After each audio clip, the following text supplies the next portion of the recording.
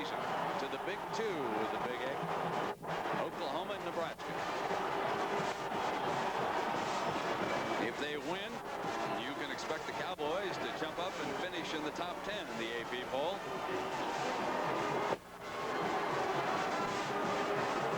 Now, Pat Hayden, that coin flip, because of the wind, looms rather important. Well, you're absolutely right. We talked to both coaches this week, and they said if the weather was inclement as it is now, they may decide if they won the toss to defend a goal.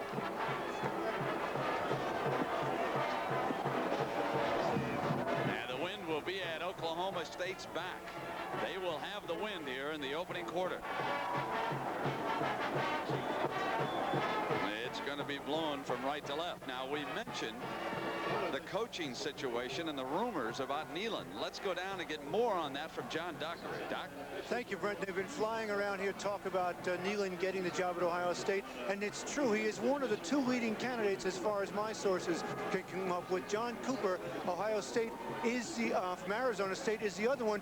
And Neyland all week long has told us and his team and his staff that he has not yet been offered the job at Ohio State. He's trying to keep his team focused on the game about to begin here and not the distractions about the possibility of the Ohio State job. We'll keep you posted on that. Now back to you, Brent.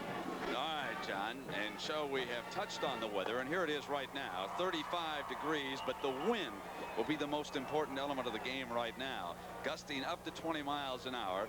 It'll blow from right to left, so Oklahoma State will have it at their back when we start the game. And Brent, both of these teams have played in some bad weather this year. West Virginia started their first 4 games this year in very windy and rainy weather. And Oklahoma State, when you're playing the Big 8, you're always going to play in some wind. And Pat Jones said they played in wind all season long. He didn't think it was going to be that much of a factor for his team. No, West Virginia getting ready down here on the near sideline, and across the way it's Pat Jones and the Cowboys. What about West Virginia's offense? What can we look for here today? Well, they really had the advantage in the offensive line, a very good, solid, veteran offensive line in West Virginia. I think what you're going to see, particularly when they have they're going against the wind, is a lot of smash ball, a lot of runs inside tackle. But they have a very talented quarterback in Major Harris, who specializes in running the option, and then he sets up the option pass deep downfield to his tall wide receiver, John Talley. Both of these teams are blessed with outstanding return men. For West Virginia, one of them is a former quarterback turned wide receiver, and that's Talley. So Blanchard will kick it off, and there is Talley. His brother, Darryl Talley, an outstanding linebacker with the Buffalo Bills. He came to West Virginia quarterback, and then John was switched to wide receiver. And he's one of the more dangerous receivers the Mountaineers have had in some time, I suppose, too, because it's a bowl game. You might even consider him throwing the ball on an end around here today. Although the weather conditions are not ideal for razzle-dazzle. So we're set to go in the Sun Bowl. Oklahoma State will kick it off for West Virginia.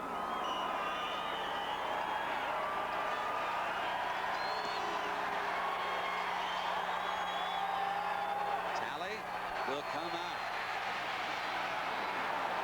Out near the 20-yard line before he's brought down. Now let's meet Major Harris and this West Virginia offense. The freshman quarterback.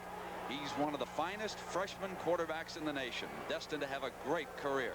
The running backs, and they'll be critical. A.B. Brown, can he stay healthy? Taylor is the fullback. They'll be the workhorses, especially going into the wind. Talley and Smith, they're the outside receivers in this offense. And Major Harris brings West Virginia up to the line.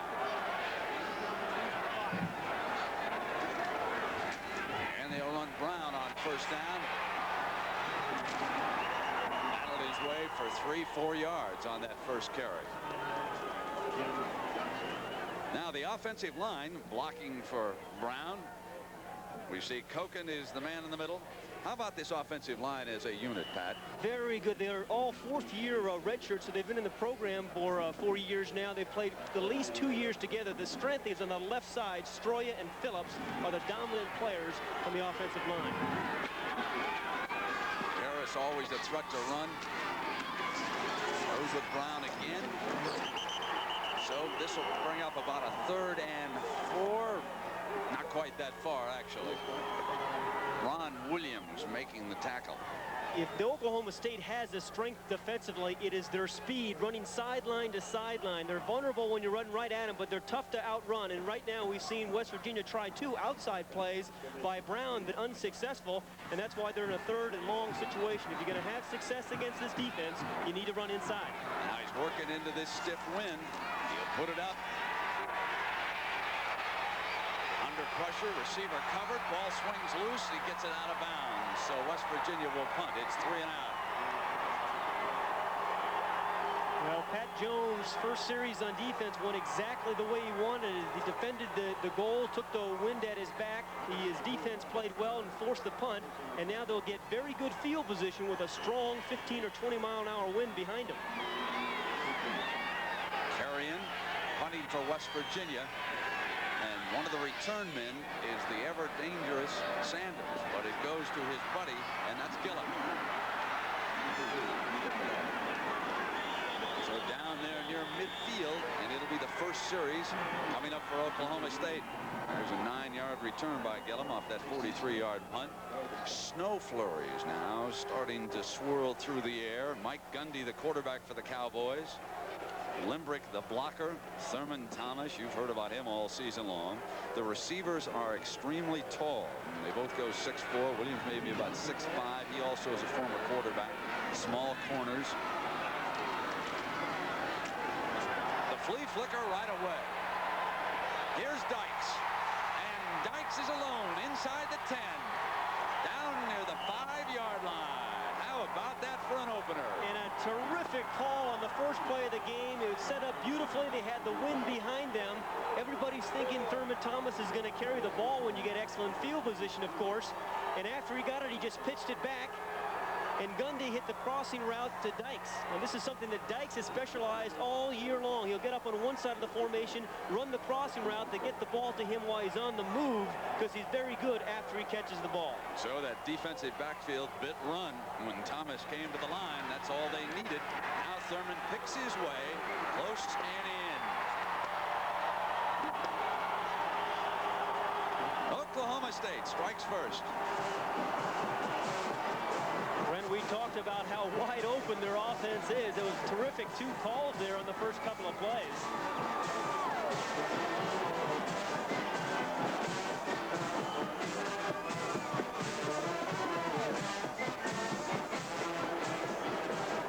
So now Blanchard set to attempt the extra point. And here on their opening series, the Cowboys put a quick 7 points up. It took 2 plays. No, it wasn't much of a drive, a 2-play drive, but here's the look as Thurman Thomas. You're going to see him do this a lot. They like to pitch him the ball, and he'll either run all the way to the outside or just find a little seam, a soft spot on the inside. And he just snuck under a couple of tackles there for the touchdown. That's a nice run. 7-0, Oklahoma State. When you went to commercial, we had it reversed. Oklahoma State leading West Virginia 7-0. Pat Hayden, what about Pat Jones and the decision on the coin flip? Well, after West Virginia deferred, he decided to defend the goal and take the win. And I think that was exactly the right move in this kind of weather. Of course, his defense stuffed West Virginia on 3 plays. Then they came up with a big play. So his tactical decision to defend a goal was an excellent coaching decision. 2 plays. The flea flicker starts it out. Year after year, we see the big plays, the surprise plays in bowl games. The youngsters have a few weeks to put in some new wrinkles, and they make the most of it, don't they? Oh, this is time to have fun, and particularly when you're West Virginia, you've had a 6-5 year. This is the type of game where you can come out and have some fun and throw the ball around. There's Talley, number 7, standing just inside the goal line. Deja vu quickly. He was just standing there a few moments ago.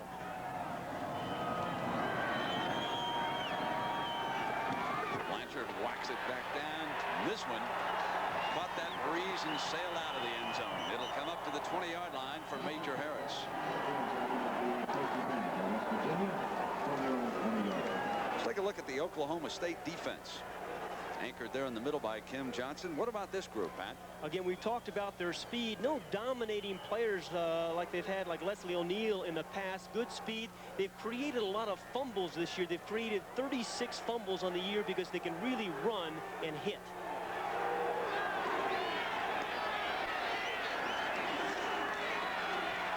Brown, big hole. Comes free at the 40. Out of bounds. There's 23 yards for West Virginia on that run, and a huge hole on that right side. Nice block by the tight end as he comes and cracks down on the inside linebacker that makes the play. And watch Brown as he sees the little hole. The linebacker, 53, Drain, overran the play. He was the middle linebacker, thought that Brown was going to go all the way to the outside, but Brown with a good vision cut it right back inside for the nice gain. Now it's the fullback, Taylor.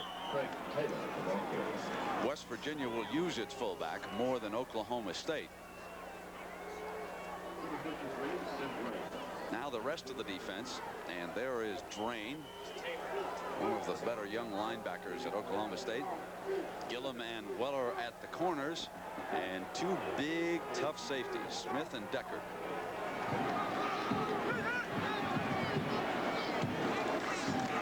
Now Harris to put it up off the option, and he'll go deep down the middle for Talley. Talley can't get it inside the 5. May have injured a knee when he went down. He's definitely holding the right knee.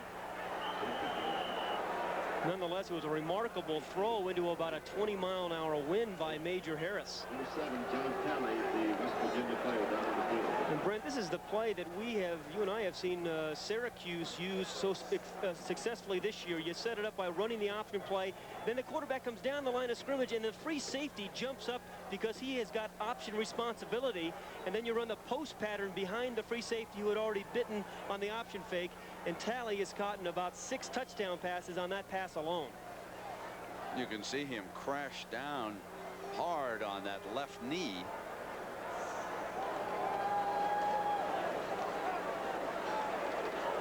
Grantis Bell, number 1. Had to play there. One play the folks should look for, Pat, as John Talley comes off to the sideline, and he'll be tended to. We hope that knee injury is not serious. We'll get a report from John Dockery on that. One play involving Major Harris that we should talk about because it was very effective against Syracuse. When he runs the option down the line, and you can see now the snowflakes starting to fall here in El Paso as Bell, the replacement, goes out wide to the left. He'll take about 3 steps down the line, then he'll pull back out, and sometimes the corners will bite. This was a straight drop, and he just keeps it. Running the quarterback draw, and he can take off, and he elects to slide down there at the 41-yard line of the Cowboys. What a fine-looking athlete he is. 13 yards, and he stays healthy. You're looking at a young man who, when he becomes a senior at West Virginia, is going to be vying for the All-American quarterback spot. Well, he is terrific. 215 pounds of athlete. And how many times have we seen this year on nickel defenses when teams play man-to-man defense? If you have a quarterback who can run, you're in business in the quarterback draw. Now they come back with the tailback, Anthony Brown, and Decker wraps him up. West Virginia is predominantly a running football team. They've run more and more option plays as the season has gone along to take advantage of the strengths of Major Harris. But it's been the offensive line that's been the key the last 7 games of the season for West Virginia. Oklahoma State not very tough against the run either. They give up about 4.5 yards a rush. And here's Taylor picking his way against the middle, and now he's inside the 30-yard line. So on a nasty day here in El Paso, the way it's going, we could wind up with a high-scoring affair. You know, this kind of weather, I think, really is to West Virginia's advantage, because in the offensive and defensive lines, I believe they really have an advantage. Big, strong offensive line. When they go toe-to-toe, they take away some of the quickness of that Oklahoma State defense that likes to stunt and slant. Touch of Christmas in Texas. Inside the 25 with Taylor, the fullback, carrying that time.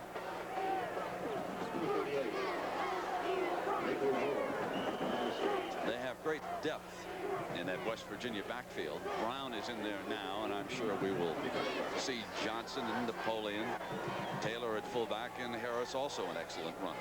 You know, Brown gained 836 yards, but he had so many injuries, they really believe he's a 1,200-yard back if he's healthy. Smith in motion. Harris again keeps it inside the 20-yard line. Had to get to the 18 for a first down. Well, this has been a nice little drive by West Virginia. We've seen them throw the ball deep or try the deep pass. We've seen a quarterback draw. We've seen some outside plays, pitch plays to Brown, and the fullback getting some tough yards inside. So it's been a nice drive. There's something about nasty weather. You love this, don't you? Yeah. Today, Bing Crosby would love. Here's Brown cutting back. And a penalty flag is thrown. He ran 17 yards inside the 5-yard line.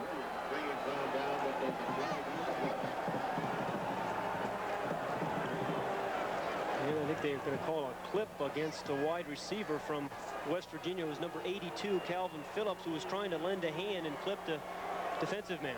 Costly mistake by the Mountaineers.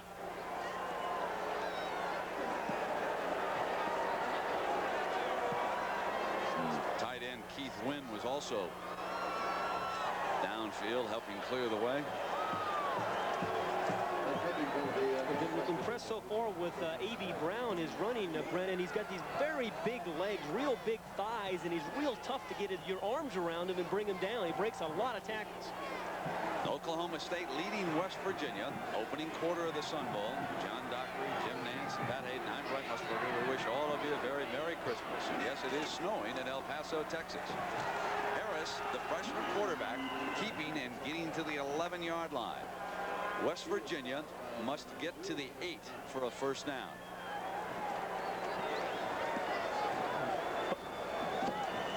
Let's find out about Talley. John Dockery, how is he? Brent, it's not as serious as you might have thought. It's a sprain of the knee, but the doctor just told me that he probably would not be back today. John Talley out for this game with not a serious knee injury as far as the doctor can tell. Now the wind and the snow picking up. He gets a first down again.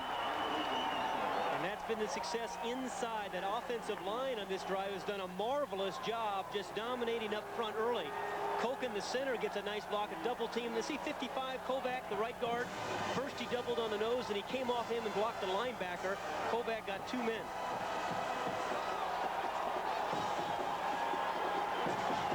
Now some of the snow starting to stick here on the artificial turf. And timeout. He'll use his first of 3 here and come over and talk about it. They've got a 1st and goal. That'll give us an opportunity to take a break. We'll be right back. This is El Paso, Texas, and we got a wind howling and the snow whipping in everybody's face, and the Mountaineers trying to score. And a day like this, you got to get it fast if you can. Taylor, the fullback, battling down close now. They will have to have the sweepers come out here if this continues and show the officials where that goal line is down there. Pat, what about a team early in a snowstorm? Well, you know, usually in games like this, most of the scoring comes in the first quarter before the conditions get unbearable. And we've seen, obviously, Oklahoma State score in 2 plays, and West Virginia's come right back. They run it in. That's A.B. Brown.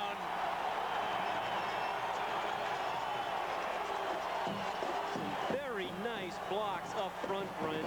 Smiter, the right tackle, and the tight end have really done a job on this drive. Now the holder is down there trying to clear a spot at the 10-yard line.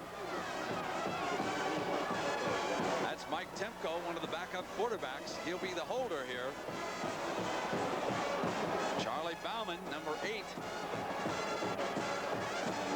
He'll attempt to tie it. He does. We've got 8 minutes and 49 seconds to go in the opening quarter. We take another look at Brown's touchdown.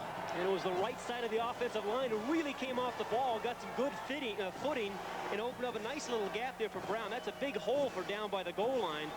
Again, the right guard, Kovac, and Smiter, the right tackle, cleared out for Brown. Great block also by the freshman fullback who goes into that full house backfield. Aaron Evans, the freshman, he threw one here, folks. Right there, the fullback and the right guard, watch their blocks. Now, there shouldn't be this big a hole down by the goal line, but there's some very good blocking there that just cleared a huge hole for Brown. Brown to slip through. It's not supposed to happen down there. The West Virginia in 13 plays drives 80 yards to tie this one up. They took 4:39 to do it. And in that drive, Brown carried 5 ties for 51 yards. Will they hold on through the 4th quarter? I'm going to keep my eye on them, see if they're still here.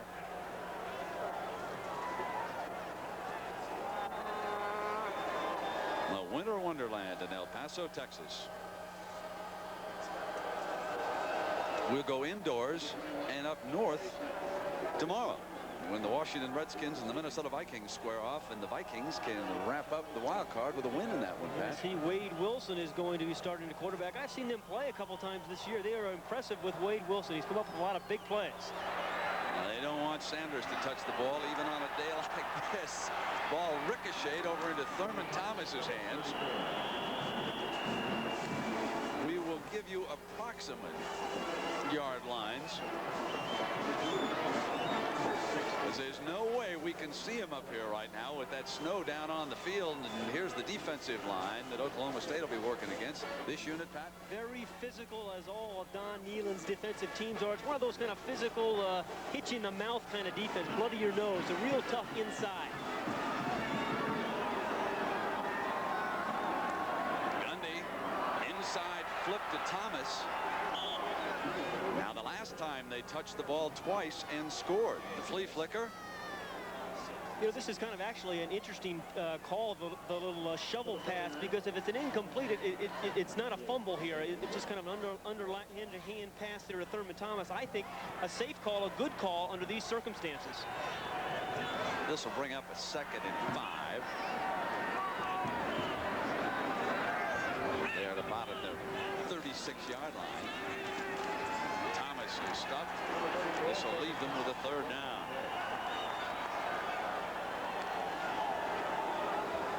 We talked about how physical this West Virginia defensive front here is. Watch here as they get off the ball. Now, they don't slant like the Oklahoma State defense. They think they're tough and physical enough, and they try to fight off blocks and just stuff the hole like they did right there. A different defensive philosophy by the Mountaineers. I'll tell you, that nose man, David Grant, did a good job of filling that hole up.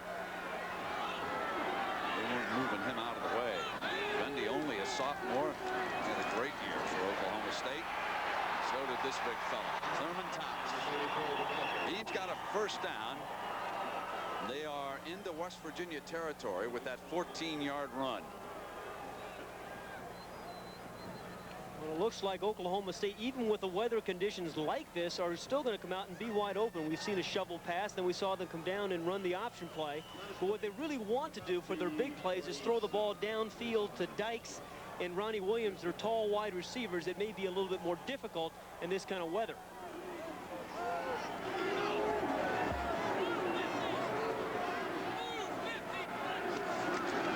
Thomas follows the fullback into the hole. Got a couple of yards. Dale Jackson and Chris Herring, 2 of the linebackers, wrap him up.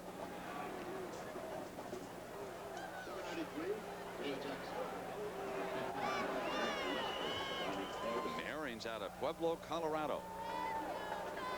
Promising sophomore, 6'2", 210 pounds. Let's make this a 2nd and 8 for the Cowboys. Gundy to Williams for the 1st down. They're at the 25-yard line. I really like this Mike Gundy and the character he has shown all season long. He's a terrific leader, not quite maybe as talented as some of the quarterbacks around, but here he's looking for a 6'4" receiver, Ronnie Williams. We talked about he's matched up against number 5, Waters, right there. He is only 5'8". That's the matchup they like. Gundy says the first thing he does is look at the size of the defensive backs as he gets ready for a team. Gundy's hot, 3 of 3 for 69 yards already in this game. And make it 4 of 4 as he swings one to Thomas. Let's go down to our winter wonderland himself, John Dockery. Well, thank you, Brent. Just interesting, as you mentioned, and you saw Thomas running in Oklahoma State. It won't affect them that much because you look down here, the snow, it's very fine snow, and the field is not that slippery at the moment. So the backs are able to cut, and they're able to run their offense. Brent, now back to you. John, run down there and sweep off some of those yard markers for me while you're at it. Here's the second down and 9 off the play action. Gundy gets it complete, and they're down to the 10-yard line. Ryan Keith, the tight end, the receiver. You know, some quarterbacks just do not let bad weather affect them. Some quarterbacks are wimps, and it bothers them. But Mike Gundy is one of those guys that just weather does not affect. They've run the ball inside 2 or 3 times there to Thurman Thomas. This time the fake. They get Gundy on the corner where he's been dangerous all year long because he has pretty good foot speed. The tight end crosses the formation from the left side. That's a nice throw and a nice play. Mike Gundy's out of Midwest City, Oklahoma. He threw it to Keith.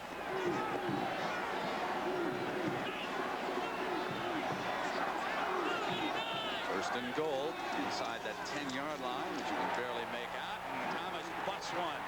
Second touchdown for Thurman Thomas. And Pat Jones says we'll go for 1. Where's the defense? That rough physical defense we've talked about. Well, it's being out-executed by a very fine Oklahoma State offense.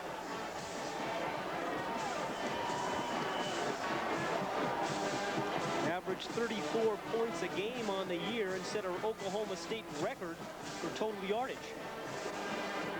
Blanchard with the extra point, and this would put the Cowboys up by 7 again.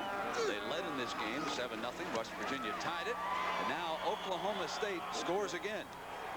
2 possessions, 2 touchdowns, and Thurman Thomas playing like a first-round draft choice here this afternoon. And he has done this for the last 3 years, his break tackles. Real strong hips and legs.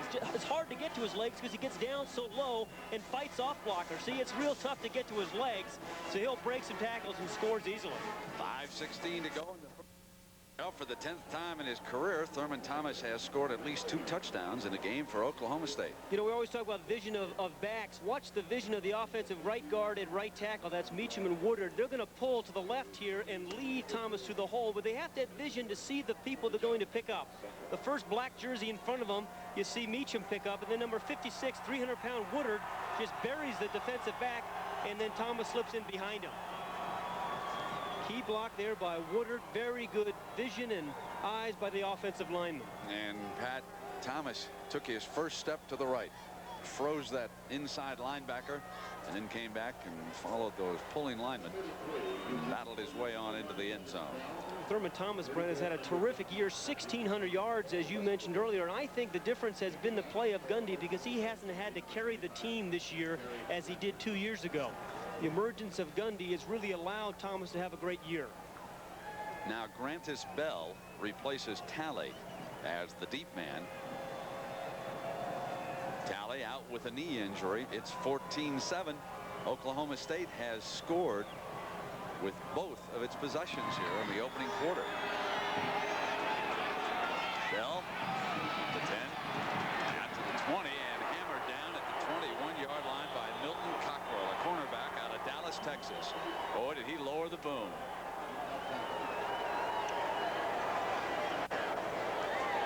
So now it's Major Harris's turn. He did get the 1 touchdown drive in the first quarter going against the wind, so he has done what he was supposed to do against the wind in the first quarter.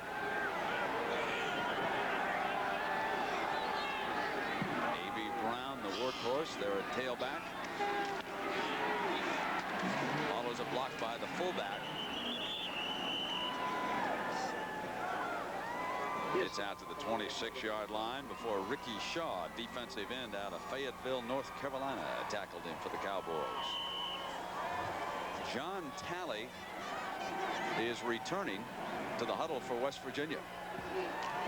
Number 7 going out wide to the left, and so the knee injury obviously not serious. He's coming in motion toward you. Brown. That'll still leave them with about 3 yards for the first down. look at Major Harris there a moment ago. I have never, ever seen coaches or heard coaches talk about a player like the West Virginia coaches talked about Major Harris this week. He was a question mark, of course. He was a freshman at the beginning of the year, but as the season wore on, they think he is going to be a superstar in college football over the next 3 years. Brown and the heart of that Oklahoma State defense, led by Sim Brain, wrapping him up. But they moved the chains for a first down. He got enough. Oklahoma State defense has some liabilities. We talked about them not having dominating players, and what they try to do is hide that by slanting and stunting and try to make it some negative plays on defense. So Major Harris and West Virginia moving the ball again into the teeth of the wind.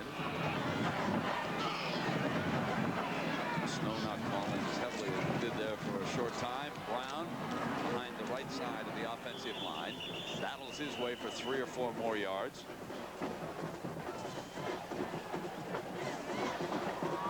He has carried 11 times already for 71 yards here for the Mountaineers. Now Harvey Smith will replace Calvin Phillips and bring the play in from Neyland's sideline.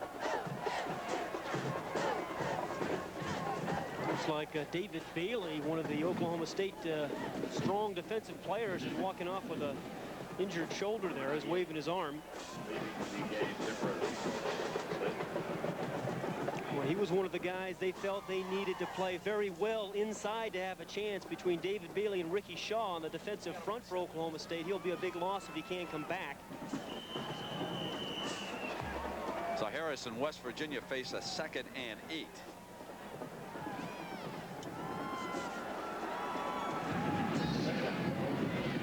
Ball is at their own 40-yard line.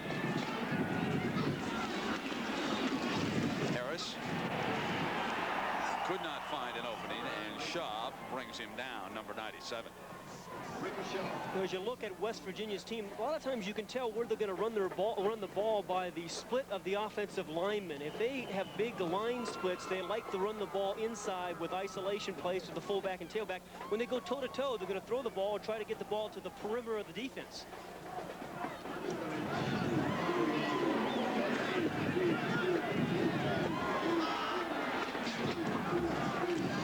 Harris to throw and runs the draw out of there.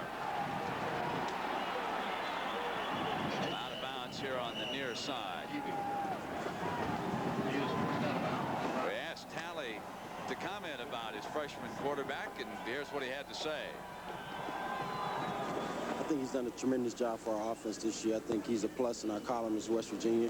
I think as seniors, we took him, you know, we grew with him as a quarterback, and you know, we came up with him, so it seemed like we came up like as a young, real young team, and we just molded ourselves behind him. Then, you know, we just like branch off from him, and it's attack. Well, Major Harris has carried 6 times for 29 yards, getting enough for still another first down. I think it was kind of remarkable. As a freshman 2 weeks ago, he was voted his team's most valuable player by his teammates. Oklahoma State uses a timeout with 2:28 to go in the opening quarter.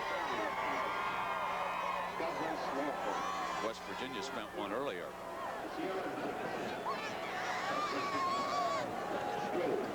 Well, next week, the Gator Bowl coming your way on CBS Thursday, and the airtime is 2:30 Eastern Standard Time. The Mazda Gator Bowl should be a good one, Pat. I have not seen South Carolina in person this year. We saw LSU. I was impressed with LSU early in the year, but I think that's going to be a very entertaining game. South Carolina wide open on offense.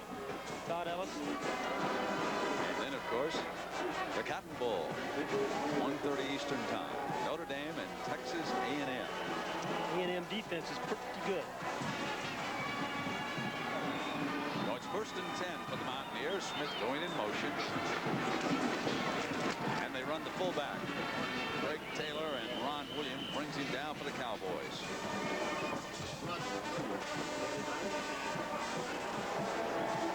Well, the blue-gray game is over, and the color gray comes up a winner. 12-10. Well, one of the things Don Neyland wanted to do was keep the ball away from Thurman Thomas and Mike Gundy, because we've seen how dangerous they are, but their play selection has been indicative of that. 22 runs and only 1 pass.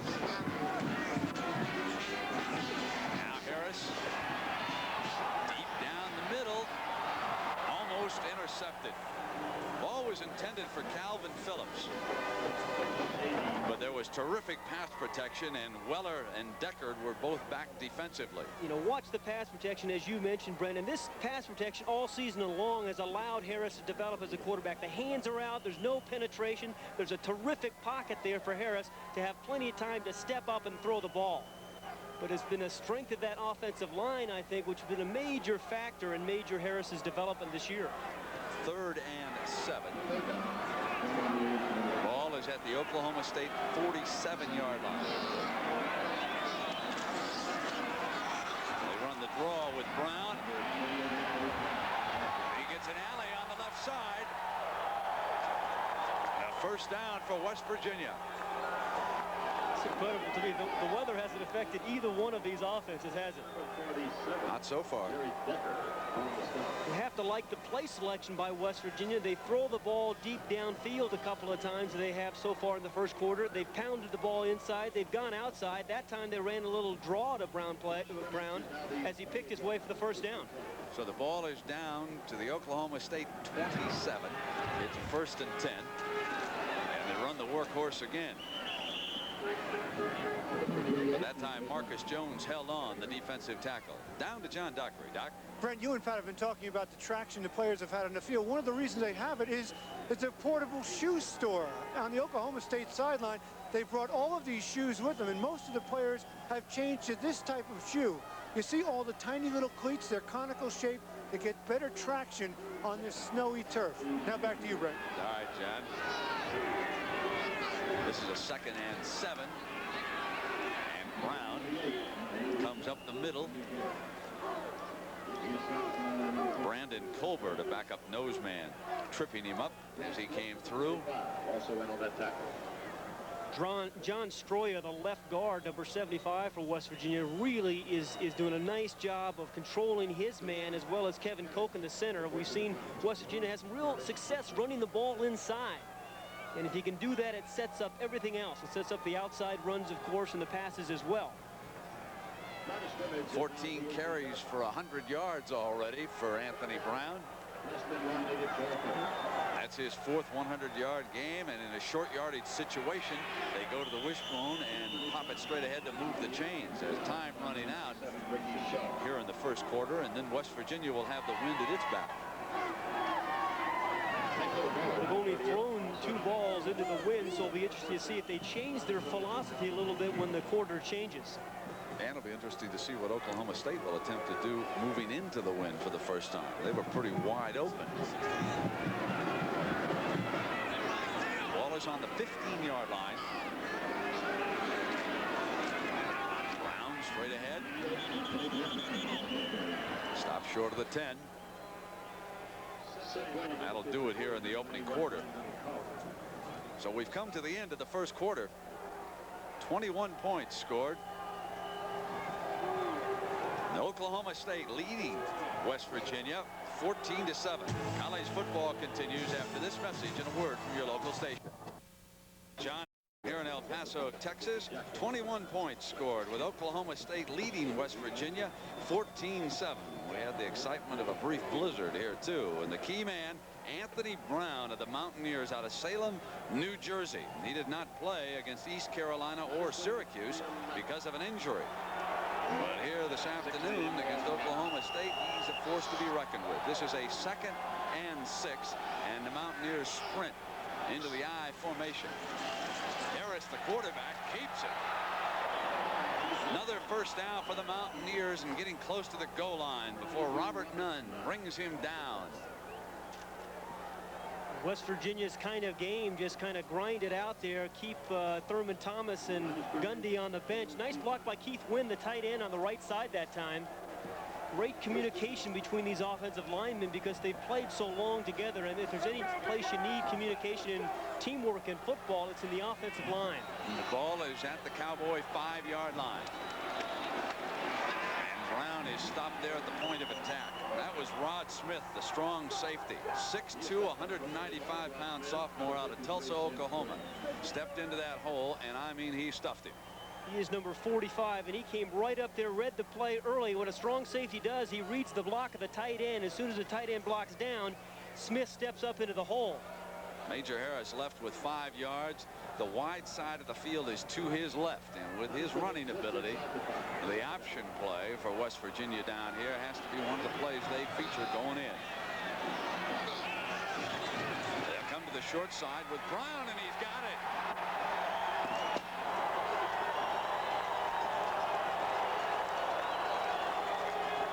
Boy, the fullback Craig Taylor really paved the way for him, Pat. Anytime you're in the I formation, when your tailback has success, it means your fullback is blocking very well, and Craig Taylor has done that thus far in the game today. You got to like A.B. Brown as well, Brent. The coaches told us, as we said a little bit earlier, he's probably a 1,200-yard back without the injuries. 16 plays, 76 yards, consumed 620. So they've had a 13-play scoring drive, a 16-play scoring drive. Extra point is added by Bauman, and we've got another deadlock at 14. You see weather like this, and you think you're going to have a low-scoring game, but that has not been the case. As A.B. Brown steps into the end zone for the Mountaineers, and they tie Oklahoma State. Look at a dandy of a Sun Bowl brewing.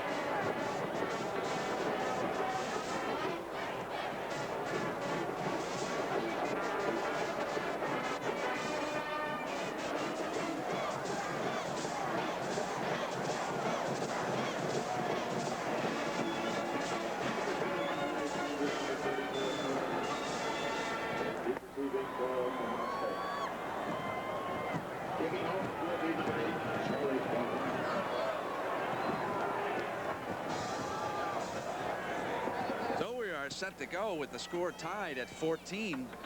While you were away, there was a little sweeping activity down in the left end zone and at the end line, and he didn't go all the way across the field. We'll get an opportunity to show you that down in the left end zone here momentarily.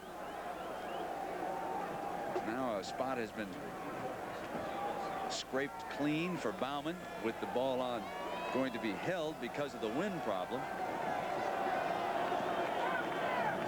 It's 14 all. Second quarter. This is the first return, and it goes over Sanders' head. Now, see that line there? See the end line? Now, look at where he stopped. Folks, there's still another good 25 yards out there. He swept to that spot, and he said, that's it. There's a pylon. I'm getting out of here. And he walked away with the broom. Well, it's more than a one-man job, I think. All right, well, Mike Gundy was awfully tough in the first period. 5 of 5 for 86 yards, and they scored 2 touchdowns while running only 10 plays. Gundy brings the Cowboys up. Thurman Thomas has scored both the Oklahoma State touchdowns, and he breaks free again.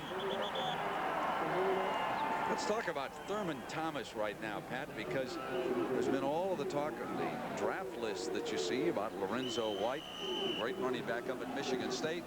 Thomas not listed or rated that highly, and Coach Jones telling us yesterday that perhaps it's because one of the ligaments missing from one of his knees because of an operation, as the sweeping continues with some of the West Virginia contingent jumping in there and grabbing the brooms so they can get the sideline swept clean here. Fumble, but he regained control. Thomas went back after it and wouldn't give it up. Well, Thurman Thomas does really have some assets. Some of the people say he doesn't have great flat speed to outrun a lot of people. I think it was a little bit too hard a pitch and too flat, and that's why the ball bounced up. But he's a very strong runner, and he's a pretty good receiver as well. He's caught 19 passes this year. All right, the ball is on the Oklahoma State 26-yard line. This is a third down.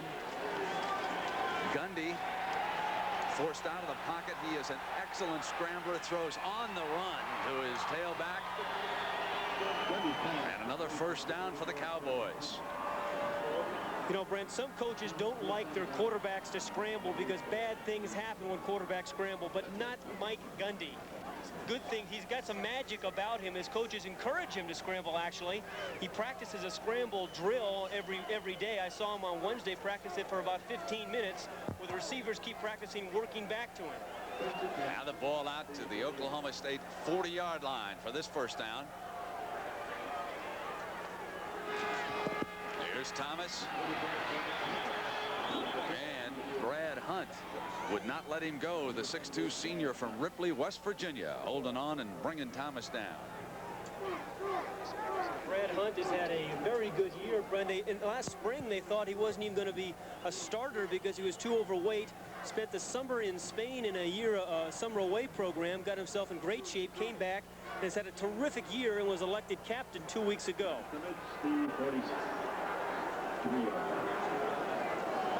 Gundy straight back, throws complete. And Hart Lee Dykes battles for the first down. Let's see where they spot it. Well, I really like this Mike Gundy. I tell you, some guys drive their team with their personalities, and I think Gundy is like that.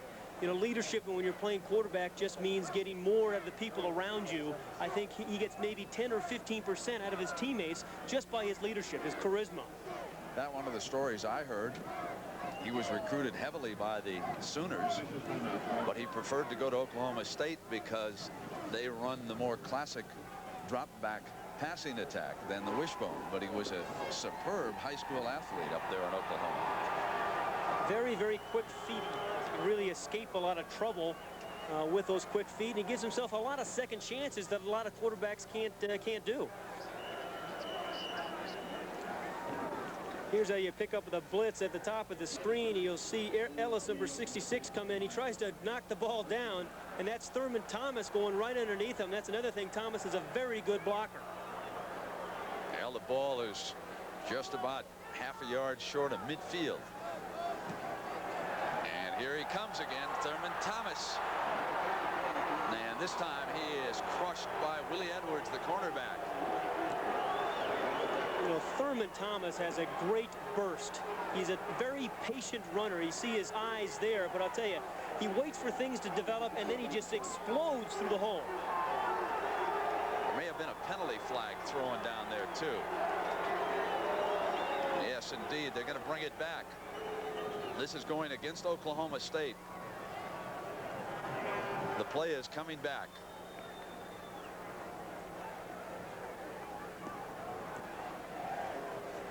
Holding on the line of scrimmage by the offense. Still first down. Let's go downstairs to John Dockery. John? Brent, you've been talking a lot about Thurman Thomas, and if you looked at his left knee, you'll see that it's covered with a sock. And underneath that is a lightweight knee brace, much like this, made of graphite, weighs less than a pound. Now, Thomas says he doesn't need it, but the coaches and the doctors want him to wear it for precautionary measures. Now back to you, Brent. Thank you, John. It is now 1st and 20. The ball back to the 40-yard line, and Gundy scrambles out, not very far. Wrapped up by Ellis, the freshman linebacker out of Norristown, Pennsylvania. Well, there's a great difference between terrific flat-ahead foot speed, which Gundy doesn't have, and quickness. He's not going to outrun a lot of people in races, but he can dance around when he's scrambling and give himself some more time to throw. 10 minutes and 48 seconds to go here in the first half. Oklahoma State with the ball. Now they run that draw again. Thomas, and Parker cuts him off. The junior from Whitehall, Pennsylvania, wouldn't give him running room.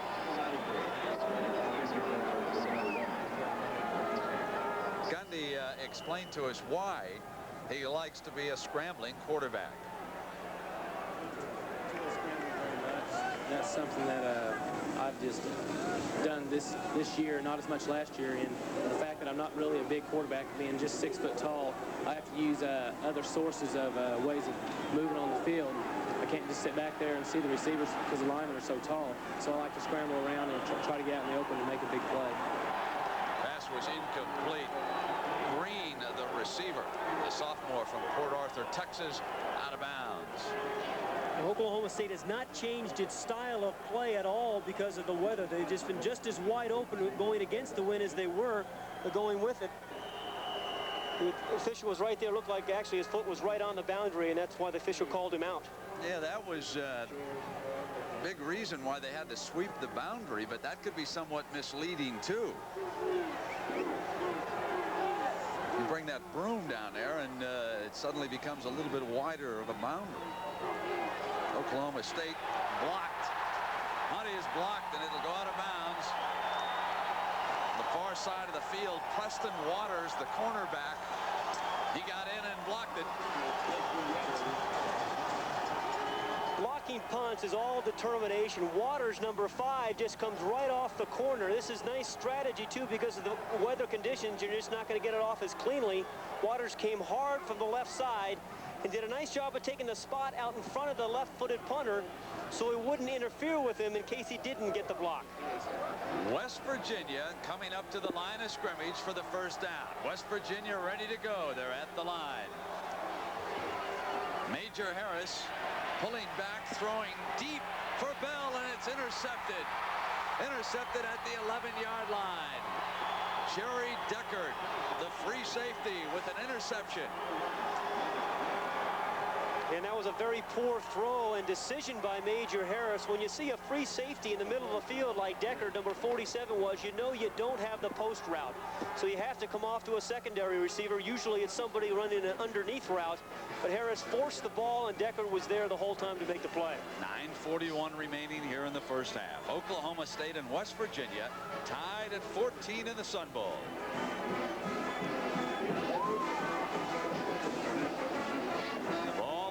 The Cowboys' 17-yard line for this first down. You know, Deckard's quite a story. The man who just intercepted that ball. He's playing free safety today, but he started the season as an outside linebacker. Then they felt they had to move him back into center field because they needed some help there. He's done a remarkably good job. That was his 4th interception on the season. The West Virginia defense trots onto the field. And while we've got a break, we'll be right back.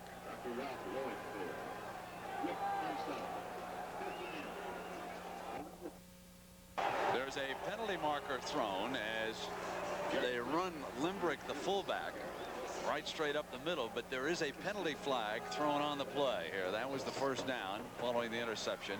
Offside against the defense.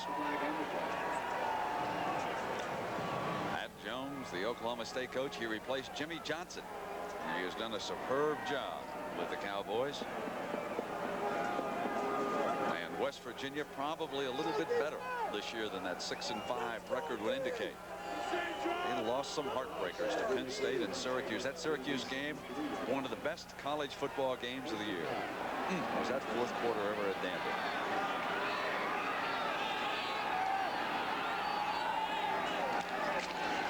Here's Thomas. Breaks a tackle. Gets out close to another first down. They'll move the chains again. He got it. Well, Thurman Thomas gets so low to the ground, and you get a little bit of a shoulder, but you can't get to his legs to bring him down. He is 5'11", but when he's running, he's probably about a 5'3". Just tough to get to him. And once you do, he spins and churns for 2 or 3 extra yards. Great leverage that he gets. Now he goes off to the sideline, and they've got a tremendous backup. Barry Sanders, number 21. Let's watch and see when they get him into the offense. He's the lone setback right away. He's a game breaker, but not this time. West Virginia knew he was coming at him. Well, they call him Rocket Man. He has returned 2 kickoffs for touchdowns and 2 punts, but it's been the pursuit here on this play by the West Virginia defense that brought Sanders down. Defensive front 98, Grant fights off a block, and then Chris Parker fights off a block. Very physical defense, strong in the upper body. David Grant right there threw off his blocker in front of him and made the play. Ball on the Cowboys' 27-yard line. This is a 2nd and 11 for Gundy. Fakes to Sanders. Now moving out of trouble. And hammered over there on the left side. Teddy Kester, number 53, the junior inside linebacker. He got to him in a hurry. And Don Nealon's really high on Kester, but what I like about Gundy is he knows where the sticks are, but he's trying to pick up the first down, but he bounced right back up after he got hit. And again, we talked about his leadership, and I think the players around him sense that leadership. They respect him for taking a shot like that as a quarterback and not limping off, but rather getting back into the huddle. We got a 3rd and 7 for the Cowboys. Ball on their own 31. Sends the backs out, intercepted. Rodney Wilson, the sophomore from Washington, gets the turnover for the Mountaineers.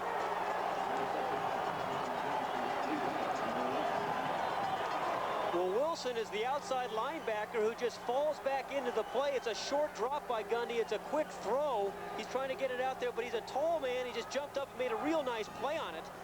The ball probably should have been thrown to either side of him and not probably trying to throw it over him. He's too tall to do that. No back-to-back turnovers here in the second quarter. Game tied at 14. Now they come back featuring Brown, and he's got an alley on that far side. Deckard finally got him out of bounds. Boy, we've got 2 superb tailbacks dueling here this afternoon, don't we? We have talked about West Virginia's offensive line. Watch the right side as they just blow their men out and give Brown plenty of room to go. Also, you'll notice that they're running to the short side of the field, and it's because Oklahoma State has been lining up their nose tackle to the wide side, so they take advantage of running to the short side of the field. Now they come up with the fullback Taylor. Brown has carried 19 times for 132 yards here this afternoon. On their last possession, Harris went deep. This time, Coach Nealon's staff prefers a more conservative approach with the score tied at 14. The ball is down at the 20-yard line of the Cowboys. And he probably should, because Oklahoma State has not stopped the rushing play at all here this afternoon. The officials sorting it out. And that's the second timeout used by Oklahoma State. They have only 1 left. 6 minutes and 50 seconds to go here in the first half. Pat Jones getting a clarification. West Virginia and the Cowboys are tied at 14, and we'll be right back. Got a record-breaking afternoon developing here. If West Virginia can score a touchdown and kick the extra point, it would be the most points scored in the first half of the Sun Bowl. UTEP and Florida State put 34 on the board back in the mid-50s. Major Harris on this second down, giving to Brown, and Brown is also seeking a record.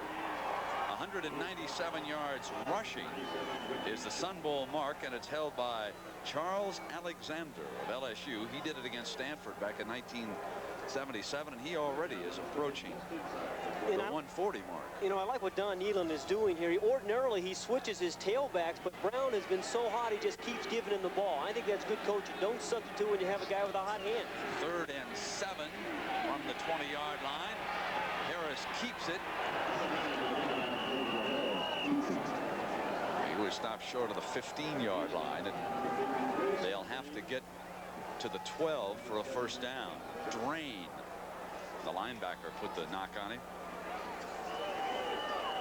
UCLA probably still disappointed about the fact that they're not playing in the Rose Bowl. And without Gaston Green today, they kick a field goal and take the lead on Florida. Now Bauman's field goal will be a 33-yarder with the wind at his back. High snap, ball put down, and Bauman gets it through. West Virginia takes the lead for the first time here this afternoon in the Sun Bowl. It's 17-14, 5:41 to go in the first half. And Pat Hayden, take an overview of what we've seen here so far. What I've really been surprised by is the West Virginia defense really has not slowed down Oklahoma State's offense. I knew they were explosive, but I thought the defensive front would really control the line of scrimmage a little bit more. But Thurman Thomas and Mike Gundy have really done a job. And Bauman will put the ball on the tee and kick it off here for the Mountaineers. And well, we got a moment to remind you that the NFL coverage on Sunday starts at 12:30 with the NFL Today, and some of you will see Green Bay, New Orleans, Tampa Bay, Indianapolis, St. Louis, Dallas, Detroit, Atlanta, and Pat, how about that Tampa Bay Indianapolis game? The Colts can win themselves a division title. That's the big one. I'll tell you, Ron Meyer has really done an outstanding job. Obviously, the trade for Dickerson, his old college player, has made a big difference, but their defense has really played well. Their front seven has done a nice job for Indianapolis.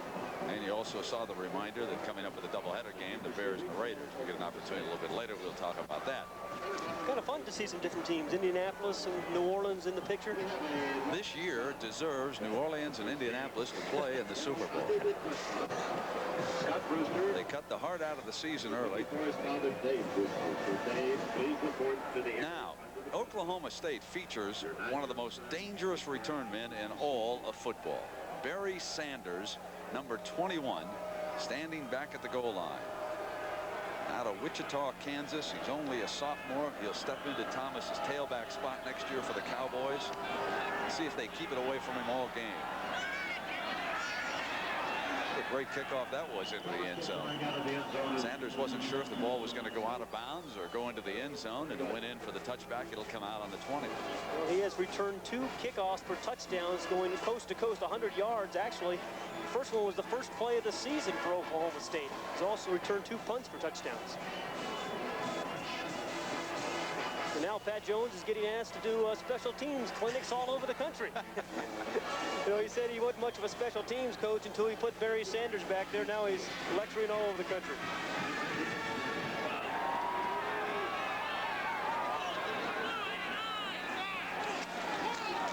Now Thomas returns a tailback. David Grant, the nose man, leading the defense that time. And the hole starting to close a little quicker on Thurman Thomas right now. Now for Oklahoma State, you can see that they scored with their first 2 possessions. Then there was the block punt and the interception. They trail West Virginia 17-14, approaching the 5-minute mark of the first half. Play started at the 20. Incomplete, but that Hart Lee Dykes is a dangerous looking receiver when he goes out, isn't he? I'll tell you, that's a nice play by Terry White, number 2, the free safety, who came over and made the play on Dykes without interfering on him. Gundy liked to get to the corner and looks for the tall guy. He's 6'4", but number 2, Terry White's right there to come around him and bat the ball down with his left hand without the interference penalty. Pat, maybe they should change their strategy here, working against the wind. He was perfect in that first quarter. But now working against it, he has missed his last 3, and he threw an interception. Terry White, many of you remember him. He had some great games at Ohio State before he transferred. Gundy on the scramble, intercepted, and what a great read that time by Warren for the score. Darnell Warren out of McKeesport, Pennsylvania.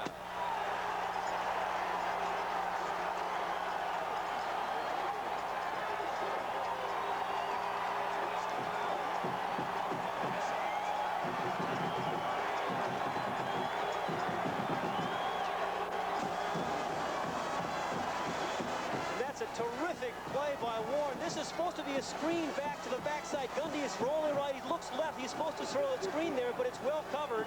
He comes to a secondary receiver, but Warren had read it all the way, got a running start on it, and made the play. That is good defense because they took away the first screen to the left, and then Warren made the interception. Bauman's been busy. Hammers another extra point. This is the record. Most points scored in the opening half of a Sun Bowl game. And West Virginia's got the best of it. The Mountaineers lead Oklahoma State by 10, and we'll be right back. Darnell Warren, number 54, is playing the inside linebacker. They take away the tight end screen first, and he comes all the way around here, plays in the zone defense, and makes the play on the interception. See, Gundy looks to his left first, trying to go back to the tight end that's taken away, and there is Warren, 54, staying right at home where he's supposed to be, and gets a nice drive on the ball. But you have to wonder about Oklahoma State throwing the ball as much as they have been into the wind. Now, Darnell Warren had been a starter, but today he comes off the Mountaineer bench. He'd started 10 of 11 games this season. Coming into this bowl, even called their defensive signals for a time. So a big moment for Warren with that interception. And Bauman gets one back inside, and Thomas brings it out for Oklahoma State.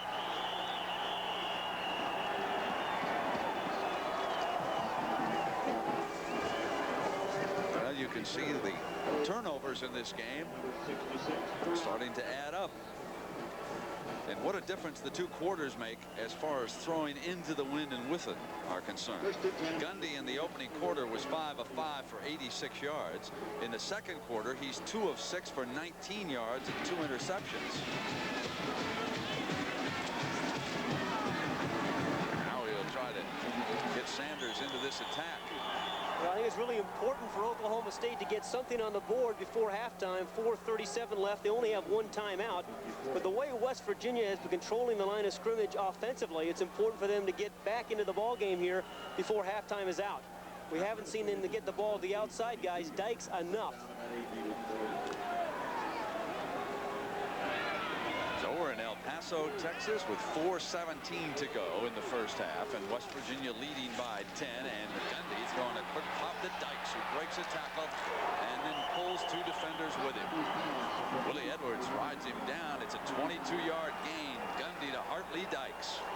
And I like the way Gundy shakes off mistakes. He threw the 2 interceptions, but he comes right back here on the slant pass and drills the ball to Dykes. Fakes the pitch to Thomas. That brings the inside linebacker up. That allows Dykes to slip in behind him. Penalty flag being discussed and marched off against West Virginia.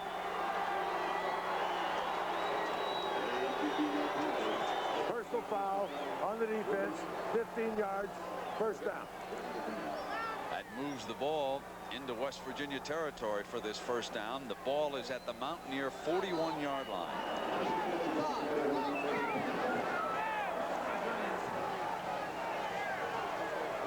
I think I said Sanders was the tailback. Thurman Thomas has been in there this series. Here he is following the fullback. It is hard for one defender to bring him down. Waters finally comes in, breaking free from Dale Jackson. Now Thomas has already scored 2 touchdowns. He got the opener, Oklahoma State's second play from scrimmage. Then Brown ran in one from 1 yard out. Thomas came back with a 9-yard touchdown. So it was Brown's turn.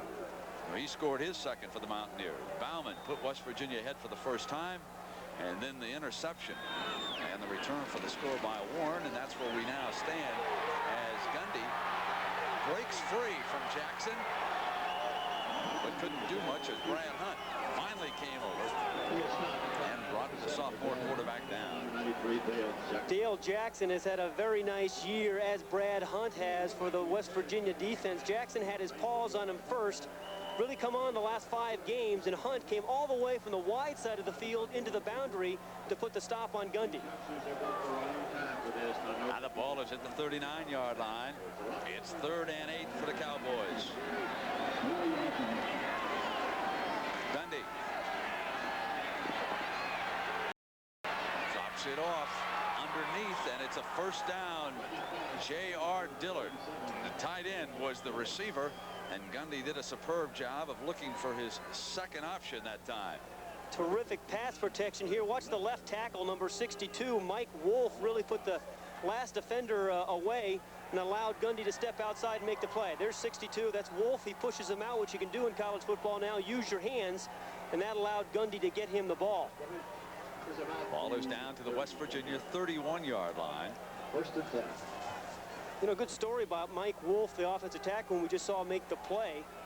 He was a high school free safety and quarterback, and I think when you grow up being a back, you go through all the speed drills and the quickness drills, so that when they made him a lineman, he didn't think slow. He was awfully quick. So as West Virginia calls a timeout, we get a chance to check in on these 2 campuses, and a very special message coming your way on this day from West Virginia.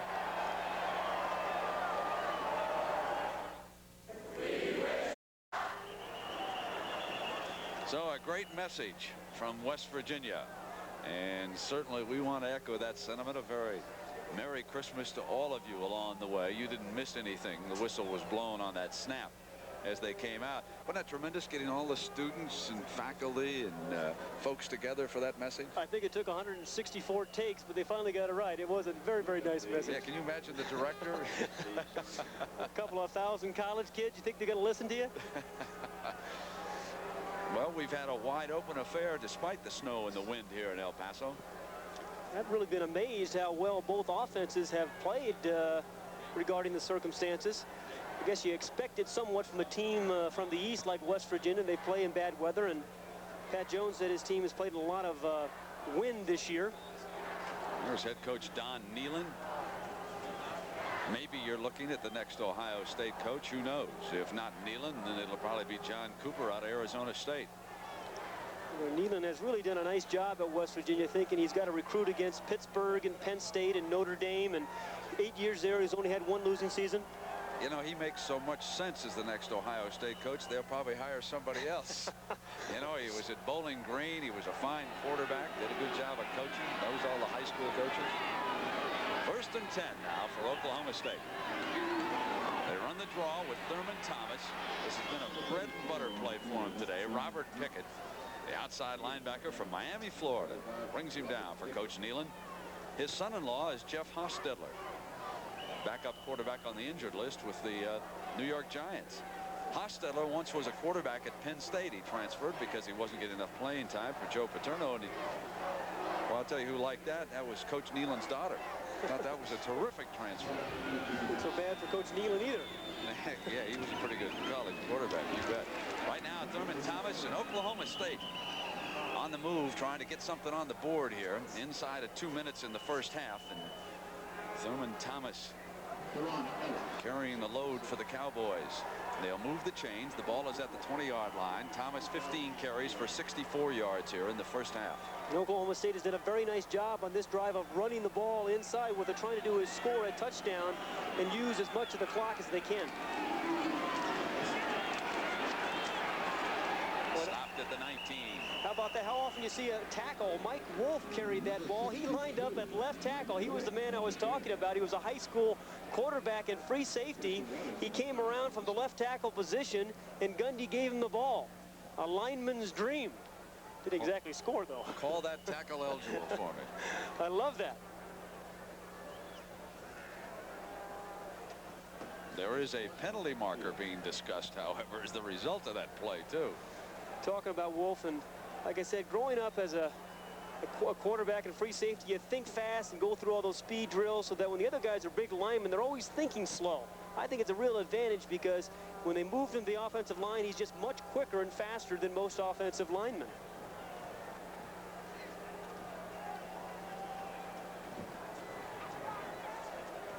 So the ball has been moved back to the 25-yard line. Top of the screen, number 62. It's a little inside handoff. He's giving it his best, Thurman Thomas. Actually, he looks pretty good carrying the ball, doesn't he? Broke a little tackle there. Paso lost it down.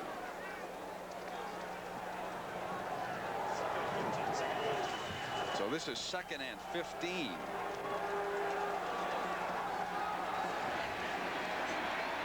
Gundy steps away from trouble. And the ball is complete there at the 21 by Dillard. That's his 2nd catch on this drive.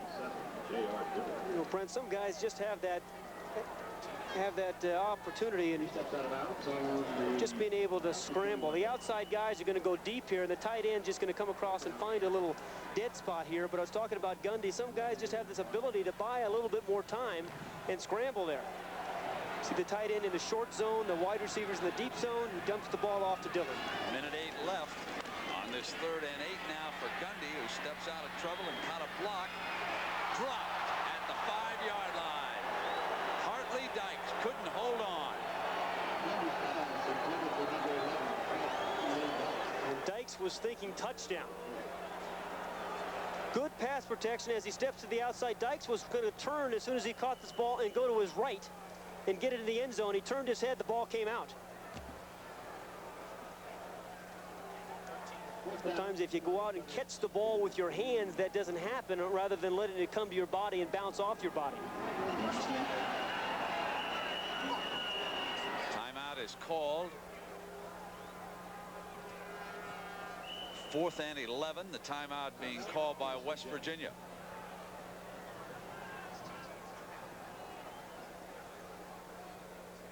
It's been a long time since West Virginia and Oklahoma State have played each other, way back in the 20s. They were then Oklahoma A&M, known far and wide as the Aggies, and West Virginia beat them twice. I don't think these fellows remember that. I don't think this is a revenge match, do you? I'll second that. Well, this ought to be interesting, kicking the field goal attempt into this very stiff breeze and from the right hash mark.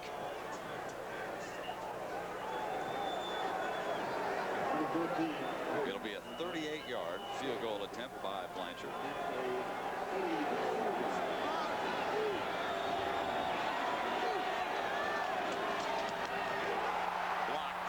Block a punt and a field goal here in the first half.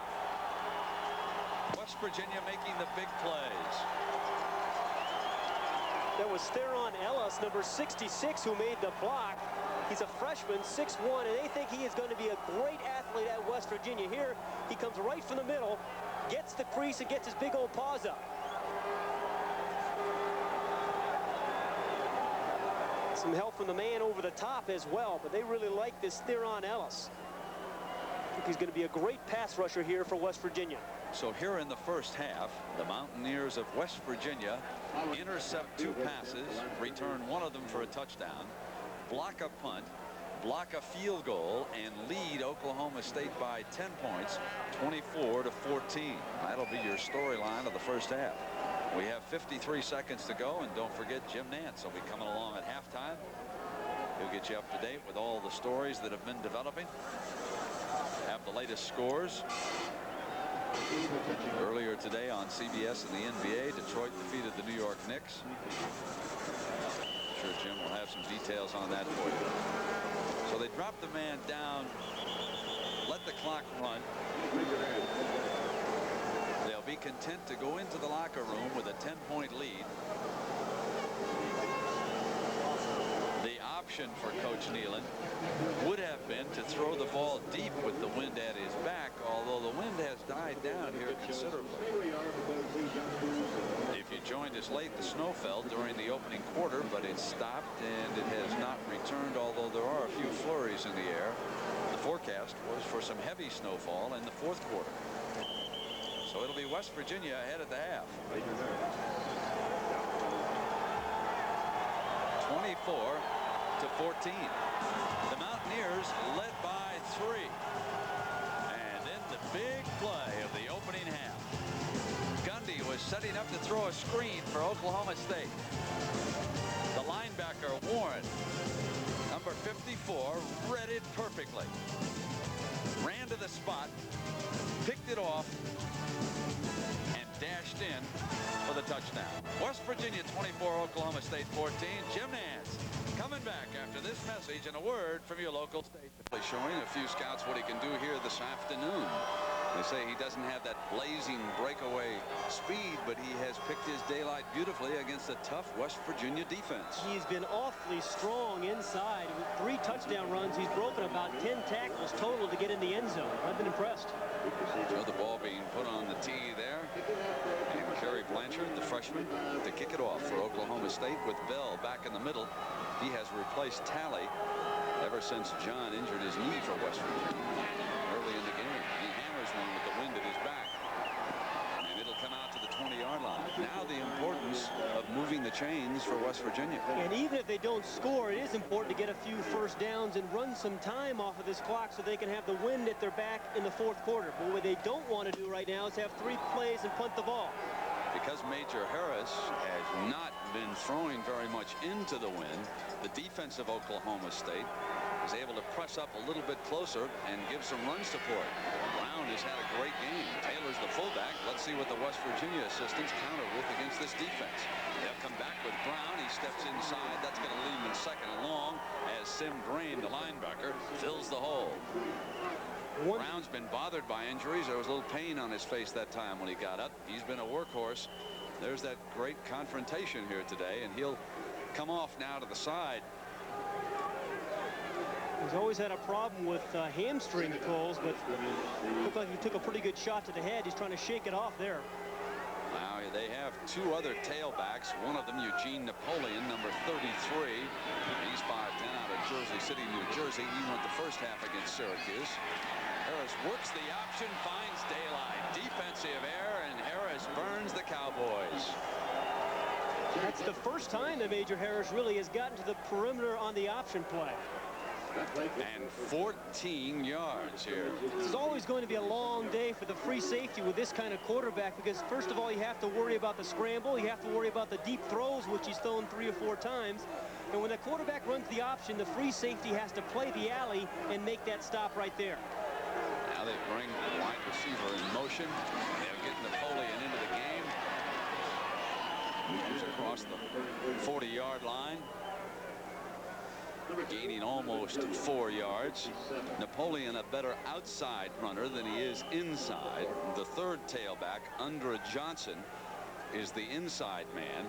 And the reason why the coaches like Brown so well is that he can go outside or inside. For the time being, Brown is shaken up and out, and it's Napoleon's job. Here he is working the toss, and he is stuffed there at the 40-yard line. This is going to leave Harris with a 3rd and long and a tough call for West Virginia. What a difference the halftime talk had made. Watch the Stoner Gillum, number 2, step up, fight off a block, and make the play. He gets some inside help from the middle linebacker, Drain, who's been involved on every tackle. Great position by Gillum. Oh, yeah, he fought off that block. That's what a cornerback has to do, is force things inside and fight off the block. So now the 3rd and 7 for Harris in West Virginia. Under pressure, steps up, avoids another tackler, throws to Bell, who's open. Bell inside the 15. What a great play by Major Harris.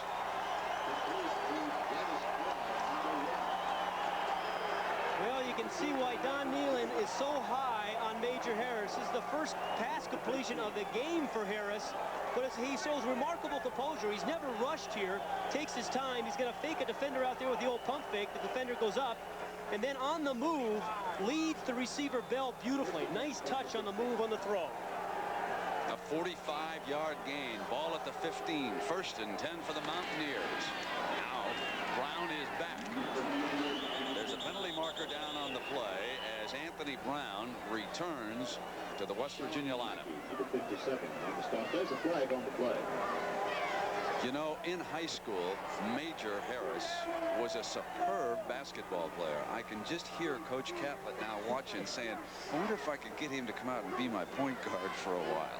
You know, I shook his hand yesterday, and wasn't sure I was going to get it back. He just kind of swallowed it up. He's got lots of ability. It was his first completion of the game right there, but again, a great athlete. And in this kind of offense, that's what you want. You can run the option and get the ball downfield. Now the holding penalty brings the ball back to the 25. It's going to be 1st and 20.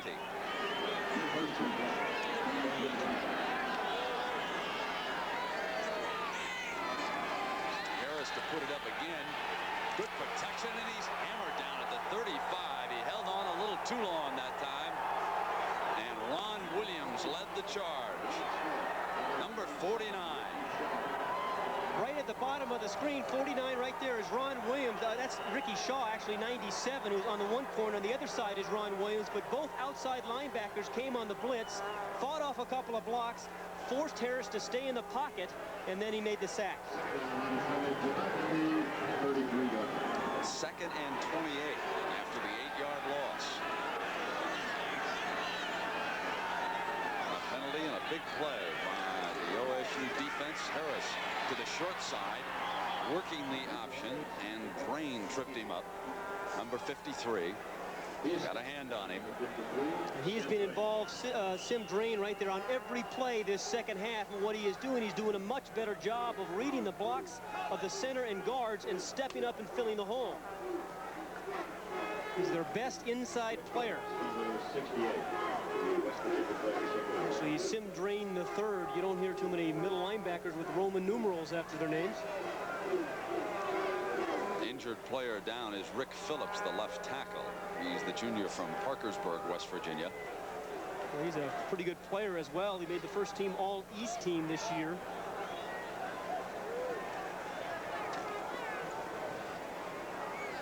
Also used him at both center and guard. Very versatile. So in halftime from Hawaii, UCLA and Florida deadlocked at 10. And here at El Paso, with 8 minutes and 4 seconds to go in the third quarter, West Virginia leading Oklahoma State by a score of 24-21. The wind has been all important in this game, especially as far as Oklahoma State is concerned. With the wind at their back as it is now, they have scored 3 times in 3 possessions. This is 3rd and 22 for Major Harris and West Virginia. Steps up on the pressure. Down at the 20. He is short of the first down. Deckard, 47, the free safety. That's a good play, though. They really, I don't think they were thinking about picking up 22 yards. What they wanted to make sure is they didn't take a loss. It was a quarterback draw all the way, and Harris actually was limping there a little bit now. Would put his kicker in field goal position. Now, Harris might have been shaken up a couple of plays ago when Crane got on him. Bauman to attempt a 38-yarder against the wind. Bauman's got it.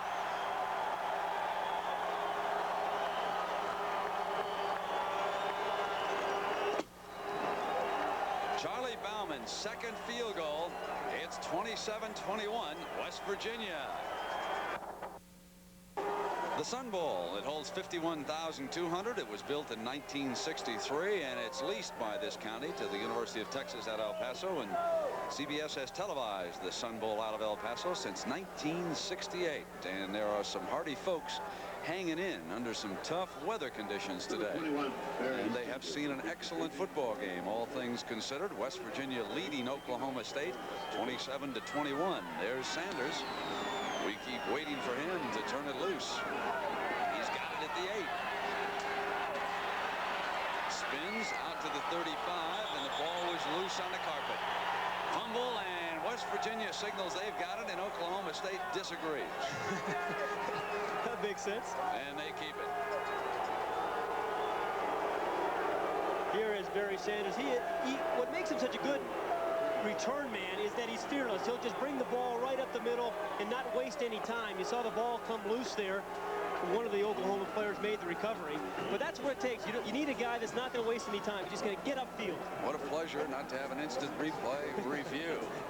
Guys down on the field will run the game. That's the way it should be. 1st and 10 now. Here's Thomas. Number 2.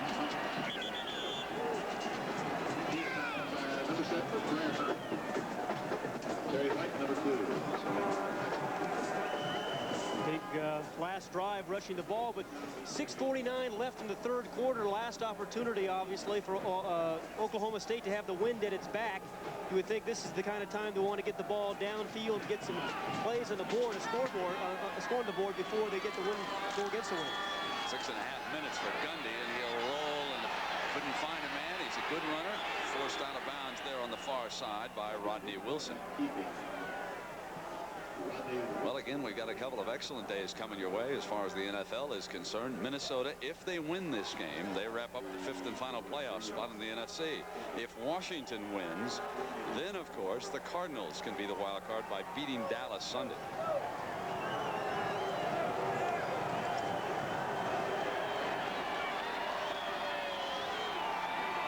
Third and 3.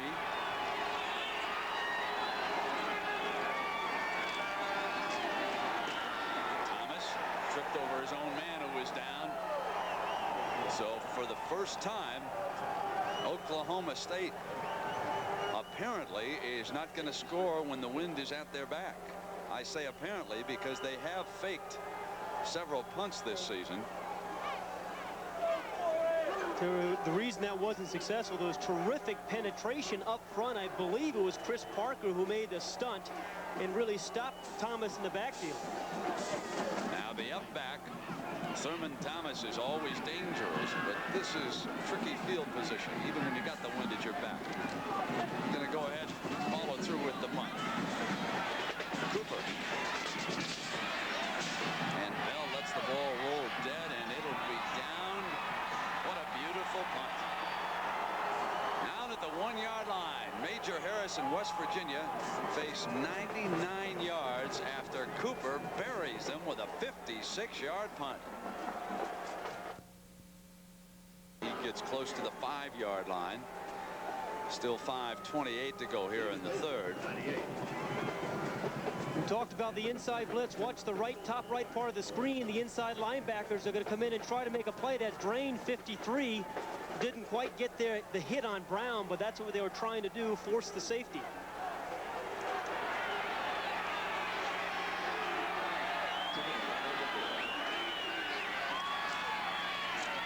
Major Harris kept it, but he didn't fool Weller.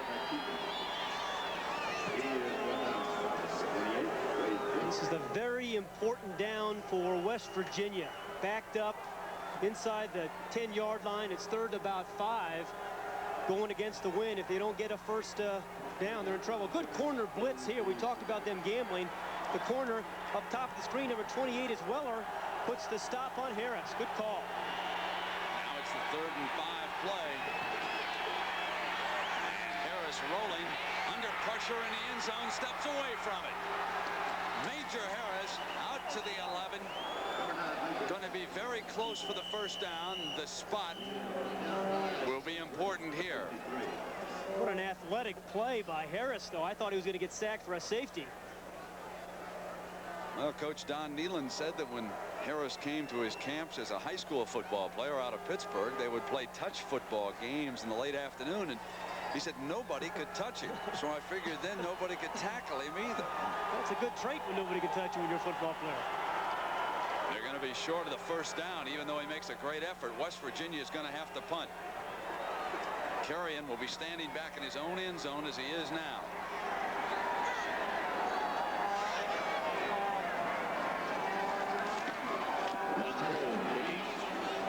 So they're going to get superb field position. Sanders looking for daylight, down just inside the 40-yard line. It was a 37-yard punt with an 8-yard return. There's 3:49 with the wind at their back, and Oklahoma State down by 6. And next Thursday, 2:30 Eastern Time, the Mazda Gator Bowl coming your way. South Carolina against LSU, 2 of the finest quarterbacks in the country. Todd Ellis, Tommy Hudson, they duel. And then the following day, the Cotton Bowl out of Dallas, Texas. It's the Fighting Irish of Notre Dame with Tim Brown, the Heisman Trophy winner, against Texas A&M. Now it's Oklahoma State trying to regain the lead. There is that sprint draw with Thurman Thomas. He is ridden out of bounds by Barry Sanders. Let me check that. Barry Sanders was the ball carrier. Let me correct myself. Thurman Thomas is out for only the second series of the game, and Sanders is in. Give Pat Jones some credit. He really made the adjustments at halftime. He's come out in the second half defensively and taken some chances. They blitzed corners, they blitzed safeties, and really shut down the West Virginia running game, which gave them so much trouble in the first half. Adjustments at halftime win games in the second half. Well, let's see how the bright hope for Oklahoma State does here, and that's a great play by David Grant, the nose man, 98. Well, Grant has really played well today at the nose tackle. What he does, even though he's a tall nose guard at 6'4", is get underneath the center. He gets real good leverage, gets underneath the shoulder pads, and pushes that center out of the way. I wonder if they changed the name from Rutgers to the University of New Jersey, if they could keep all these New Jersey stars at home to see every Saturday across the country. Now Thurman Thomas returns. Here he is, getting to the 21 for the first down.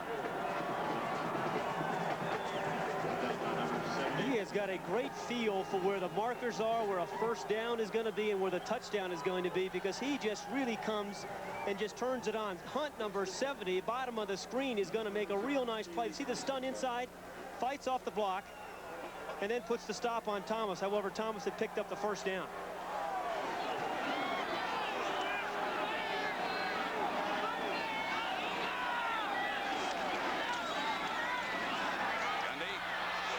for the touchdown.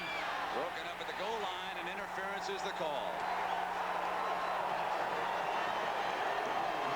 And it was the matchup, the tall Hart Lee Dykes, 6'4", against Preston Waters, 5'8".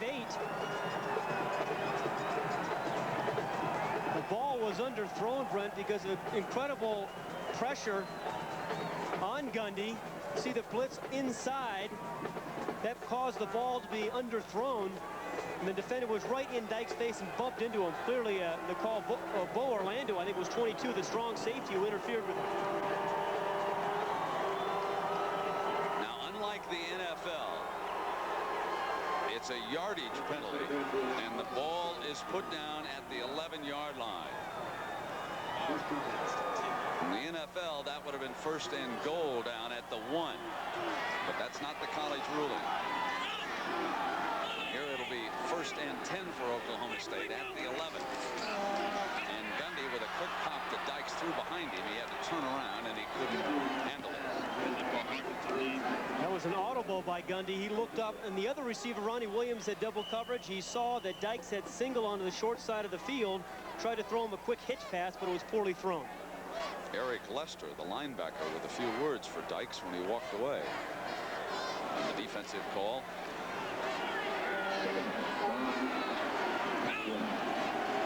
Still 2.5 minutes left here in the 3rd quarter. Thomas. Great cutback move, wasn't it? Getting close to the 5-yard line against Neyland's defense. Get a good look at Thurman Thomas and the cutback here. The I formation was made for people like Thurman Thomas because you put him back there and he can cut anywhere on the field. Over the center, he can go wide right or left. He's done all of it today. 34, that's a number we'll be seeing with the Chicago Bears for the last time tomorrow when they take on the Los Angeles Raiders, the doubleheader game. Great Walter Payton.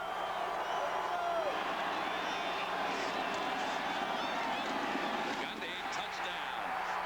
Hit Dillard, the tight end, for the score.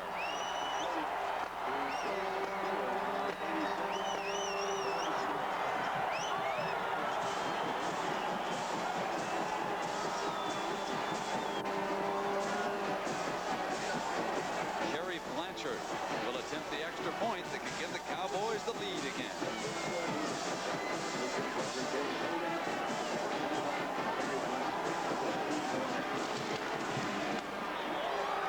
It's 28-27. Oklahoma State over West Virginia. What nice touch here by Gundy on this touchdown to Dillard, because he's throwing it in front of a bunch of traffic. There's a double coverage on the outside guys. There's lots of linemen there, lots of arms up, and he gets the ball into the tight end. And Bo Orlando had allowed him inside, which a strong safety can't do there by the goal line.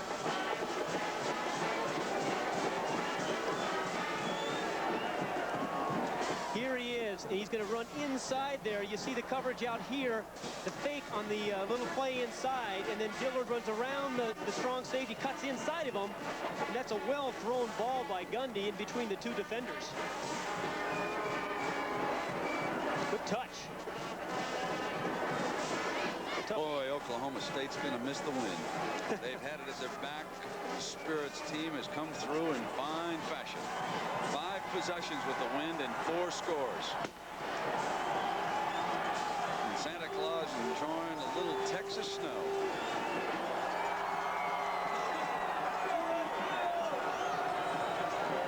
Number 33.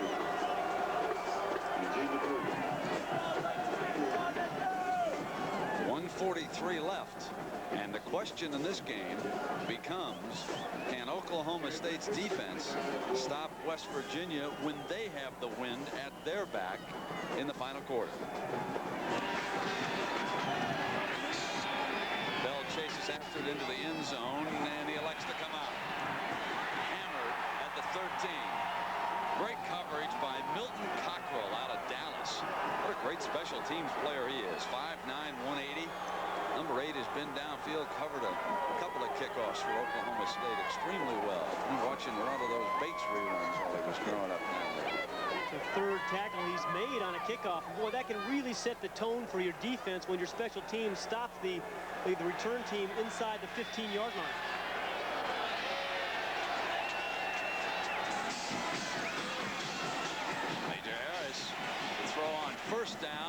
incomplete. Harvey Smith, the intended receiver.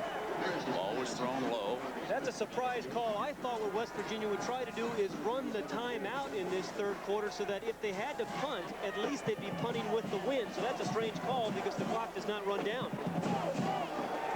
Still 1:35 showing here in the third, and a 2nd and 10 for Harris in West Virginia.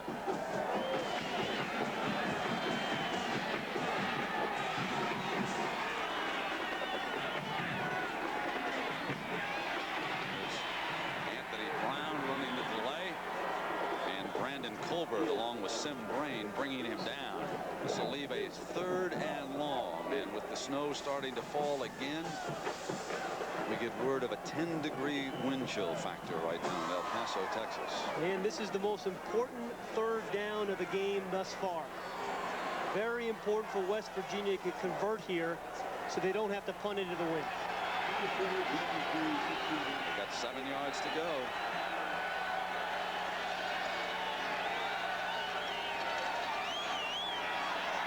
To throw it, he runs out of trouble again up the middle, and he is short of the 1st down.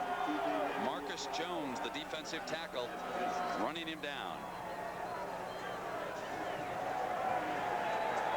Good pressure from the outside really forces Major Harris to step inside. And that's the difference. When you have a scrambling quarterback, you want him working his way inside, not outside. And after the short gain, they make the stop on it.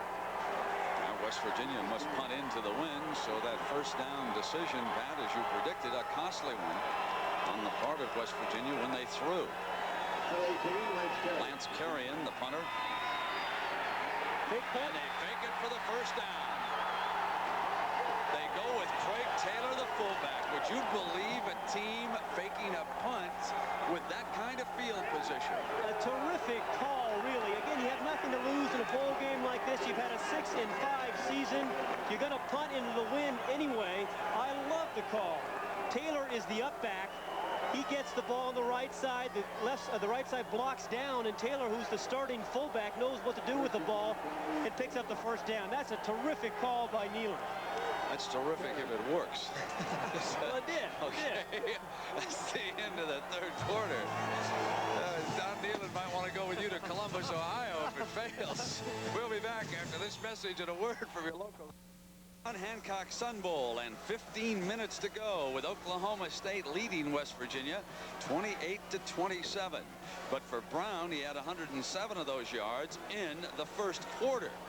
Now they have scored, Brown and Thomas, 5 touchdowns. And West Virginia took advantage of 2 turnovers as we start the final 15 minutes. And after the fake punt, the Oklahoma State defense swarms all over the ball carrier, Anthony Brown. Well, that fake punt may very well be the turning point of the game, as we've mentioned. Instead of punting into the wind, they have to pick up the 1st down, and they have the wind to their backs. Although West Virginia really has not thrown the ball with any great success either way. 9 yards to go for the 1st down. They come back with the draw play, and here is Brown picking his way to the 46-yard line and into the arms of Drain, who has been all over the field as an inside linebacker for Pat Jones here this afternoon. What a difference it's made. The 2nd half, Drain has been sensational, stepping up and filling every hole inside and really taking away the inside run. Now it's 3rd and 4.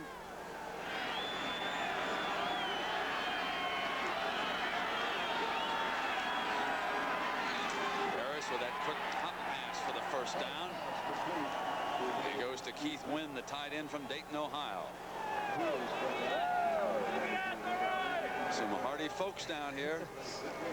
I know my kids are going to be disappointed if I don't bring some of this home. Yeah, in Southern California, they don't get too many white Christmases. Well, we had some snow in LA last week, though. Is that right? Yeah, we did. Snowed in Malibu, believe it or not. Here's Brown again, and now the draw play being successful for West Virginia. If you get leadership out of your offensive line in close ball games, you'll win games in the 4th quarter. We've talked about West Virginia's offensive line and how well they've played all day. It's this part of the game when the fourth quarter and the game's on the line where they have to really control the line of scrimmage, take a long drive, and put the ball in the end zone. 2nd and 6. They run the fullback. Craig Taylor wrapped up by Kim Johnson, the nose man for Oklahoma State, who once was a center at SMU. He was a starting center at SMU a year ago. After that school lost its program because of its troubles, he transferred. He has played both center and nose guard.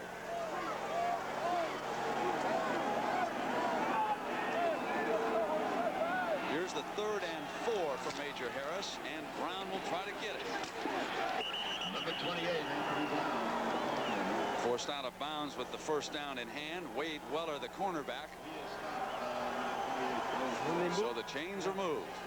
And that's a nice call, Brent. They run into the short side of the field. The defense had overshifted to the wide side of the field, defending the field, which is an old Woody Hayes and Ohio State tactic. But West Virginia came right back into the boundary. First and 10.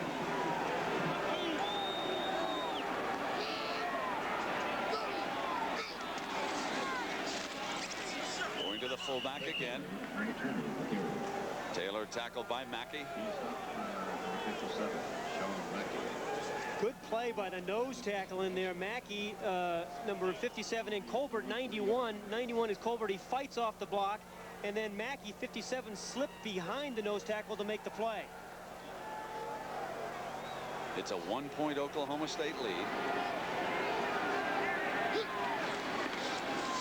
And here's Brown cutting back, but no room there. And cut off by the Cowboy defense. So we got a big 3rd down coming up, and let's quickly go downstairs to John Dockray. You know, Brent, we talked about it all day long, how teams are dealing with the weather. This is one of the more popular spots on the field. As you see the small heater, neither team made any major provisions for the cold and the snow. Of course, all week long, there was sunshine and warm weather here in El Paso. Now back to you, Brent. All right, John, it is 3rd and 8. Ball at the 33-yard line. Harris to the short side, keeps it, spurts ahead, but he is short of the first down. And West Virginia, with the wind at their back, can be expected to attempt a field goal here with Charlie Bauman. They trail it by 1 point at the 11-minute mark. Good stuff there by number 28, Weller, and finish. Watch him. He's a defensive back who steps up in the hole, sees the 215-pound quarterback coming right at him, but he put the stop on him. And I believe West Virginia is actually going to go for it because of the weather conditions. They're going to go here on 4th and a yard and a half. Out of the wishbone, power straight ahead. Middle of that Cowboy defense was ready. I have to tell you, I don't like that call. I don't like to see that kind of play or a quarterback sneak in short yardage. I believe you need a blocker in front of a ball carrier to pick up first down. Let's see where they spot this, Pat. As Coach Jones knows, that's what's going to be important, where they put it down and bring those chains in. And Oklahoma State players indicating he didn't get it. Sim Drain, who we've been talking about all day, made the play. Number 53, the middle linebacker. He put the stop. He read it all the way and got to Taylor as he was in the air. Watch 53 come up. Right there. Another good play by Drain. But Brent, like I said, I think you really need a lead blocker in those situations. How about a field goal attempt? Well, that could have been called as well. I think they were concerned about the field conditions and the weather.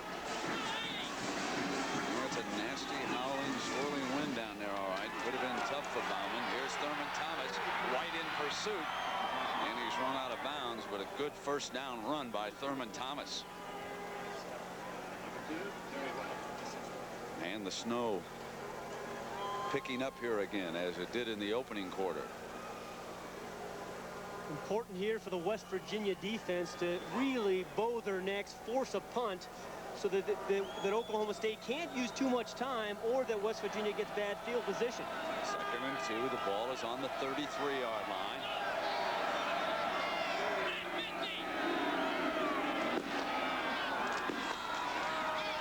Here's Thomas making his way for the first down. And perhaps Thurman Thomas's last drive as a collegian. This is an important series for him, obviously. I think guys like him who have careers like he's had at Oklahoma State realize what's at stake here with a 1-point lead in the fourth quarter.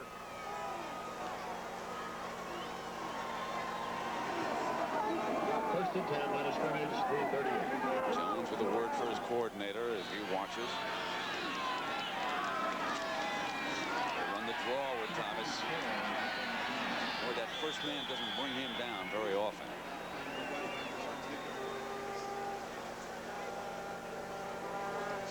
This is how he started the game, closing in on 5,000 yards. Taking a move on it today. He's gained 141, 28 carries.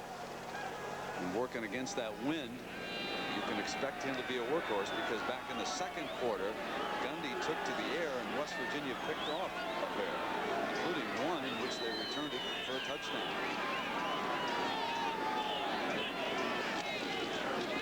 Looking to cut back. Wrapped up by Ellis, who's in on that stop. West Virginia's defense, to stop Thurman Thomas on first down, has to do something. They're going to have to take a chance, much like Oklahoma State's defense is. Maybe an inside blitz, or perhaps a slant inside by Hunt and Parker to make a negative play for Thomas. This will be 3rd and short now for the Cowboys. Both teams with their 3 timeouts remaining here in the second half. Oklahoma State leading it 28-27. For the first down. They'll move the chains. Ball is at midfield.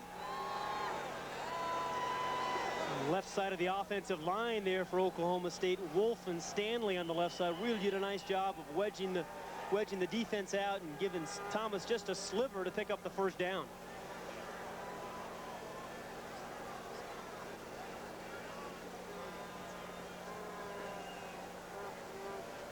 Clock now restarts after the chains are moved. And Barry Sanders, number 21, checks in from the Oklahoma State sideline.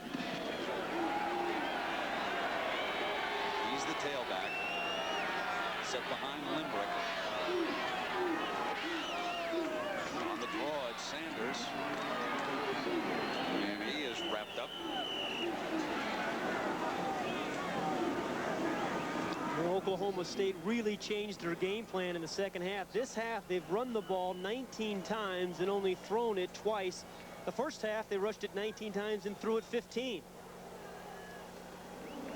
A day like this, shouldn't Perry Como be here or something? It just seems like a Perry Como kind of day. Or an Andy Williams. Yeah.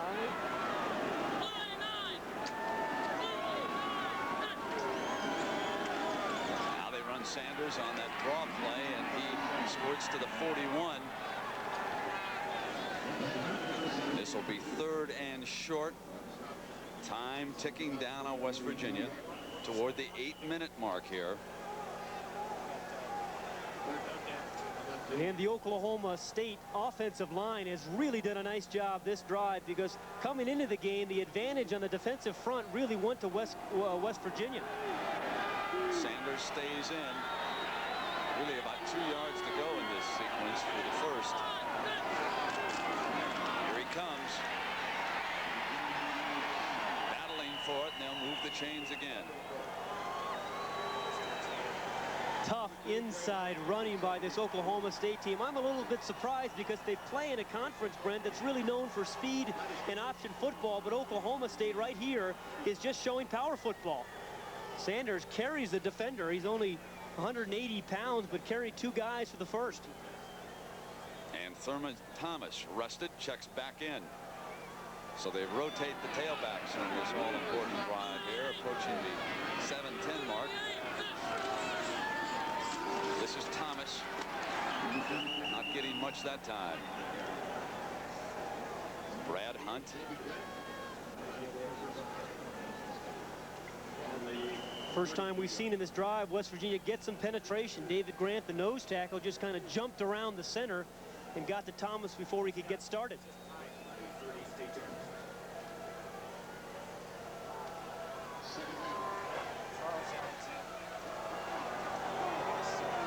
is at the 38, 2nd and 10.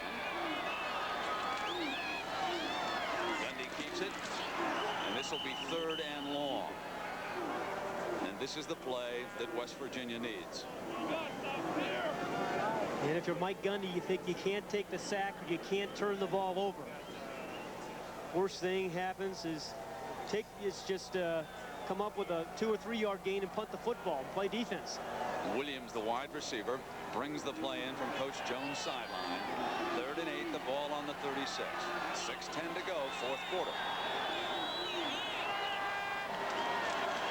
And Gundy, under pressure, goes all the way back to midfield, throws it complete. There is a penalty flag down near midfield. And it was roughing the passer against West Virginia.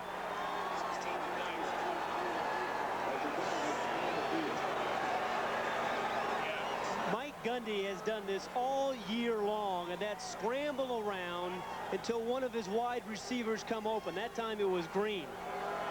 And that's a terrific throw under duress when you're getting chased and the receiver's running away from you. Roughing the passer on the defense. Tack-on penalty. 1st down. A costly one for West Virginia. It was a 16-yard gain. And top of the screen, Green is going to come down, fake inside, and then go back outside for the play from Gundy.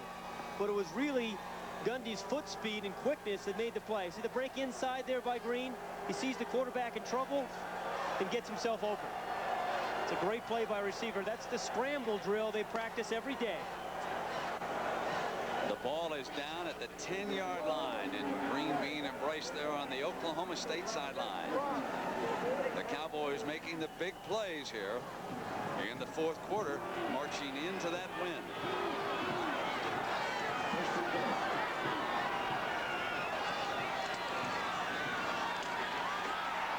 Now, Thurman Thomas battling his way into the 5-yard line.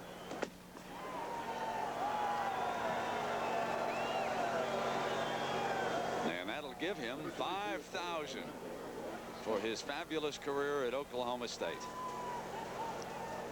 Well, you'd think what would have happened his junior year had he not had that injury.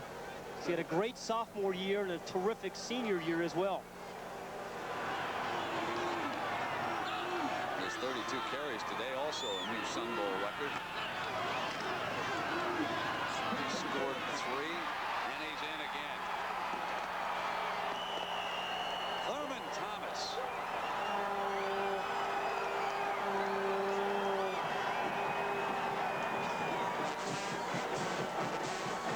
He set that up beautifully, didn't he, Brent? He comes to the left side. It looks like he's going to break out and then just darts back inside again on the cutback, showing terrific footing. And once again, the strength as he breaks a couple of tackles to get in. Now they'll go for the 1, which would give them an 8-point lead. They're going to force West Virginia to score and go for the 2 just to get a tie. 5:13 to go. It's 35-27. These two are going to battle right down to the end here in El Paso. Well, Pat, 35-27, Oklahoma State. And as good a run as it was by Thomas, watch the block that his fullback, Limbrick, is going to put on Terry White, the free safety, as he comes up. The fullback just kicks him out, and that allowed Thomas just to kind of a little bit of time to be able to step inside and break through the tackle for a new Sun Bowl record, his 4th touchdown of the day. 4 touchdowns for Thurman Thomas. You know, the footing has been outstanding considering the snow. They keep it on the ground, but this will give West Virginia decent field position on the kickoff.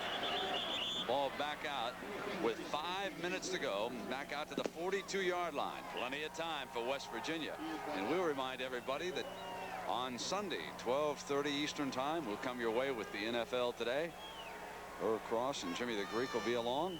Then many of you will see New Orleans. They want to try to keep the pressure on the San Francisco 49ers. A win there will make San Francisco beat Los Angeles just to win the division title. So now West Virginia trailing by 8. They lead off with Brown. He bolts out to the 45-yard line.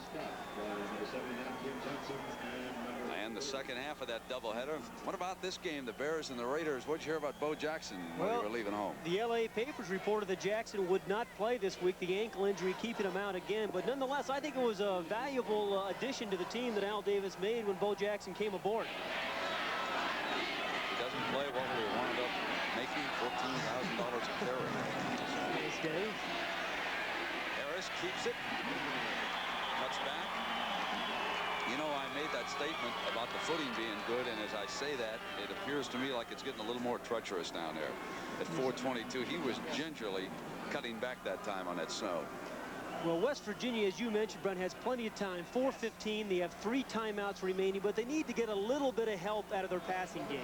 Oklahoma State has done a nice job this half of really shutting down the inside run, so West Virginia needs to get a couple of completions. On the wishbone on 3rd and 3, Harris, the quarterback, keeps it, puts his helmet down, and let's see where they spot this one. He's close to the mark. But at this point with 4th down, they obviously will go again, and they'll be a lot closer than they were the last time.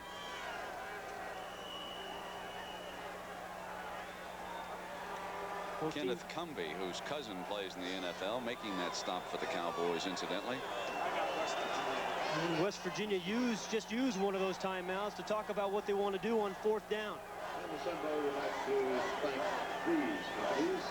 So that'll give us an opportunity to break away. And we'll be back for the final 3:46 in just a moment. This was the biggest play of this Sun Bowl so far. It was 3rd and 8 for Oklahoma State, and they were up by just a point. Gundy back to pass, and just as he releases the ball, he's slammed by Parker. They call roughing the passer, and they tack on. The ball goes to the 10. Oklahoma State scores, and now Major Harris trying to rally West Virginia. On 4th down, he gets inside the 35-yard line. Shades of the Syracuse game. Same play, second time in a row. They line up in the wishbone. Major Harris fakes to the fullback, and it's a quarterback keeper all the way. Picks up 2 strong blocks on the left-hand side of the formation for the 1st down. 2 big differences between the Syracuse game and this one. Coach Nealon has the ball for the last at bat in this one, and the 2-point conversion can't win it. It can just get him into a tie. Now up the middle, it's Brown on the 1st down play. So Major Harris against Jones and Oklahoma State with 90 rushing yards today and 22 carries. And they still have a long way to go here, and I think they're going to have to come up with some sort of big play out of either an option or some sort of pass. And Oklahoma State earlier in this half had success with the inside blitz. The ball is at the Oklahoma State 30-yard line. 2nd and 7. Here's Brown behind the left side of the line. Short of the 25. Clock continuing to move. And number 53, Tim Green. He tried running into the short side again, but Wade Weller, the corner, number 28, really came up and stuffed the play for not much of a gain.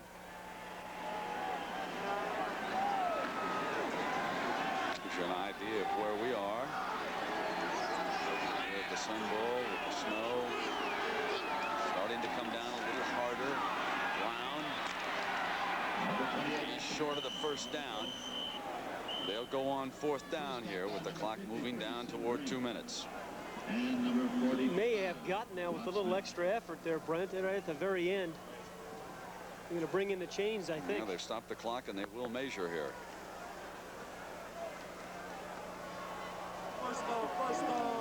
It will be an interesting finish for West Virginia. They have not run a 2-point play this year, Brent.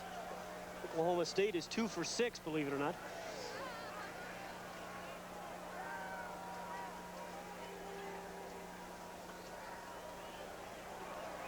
Just that much to go.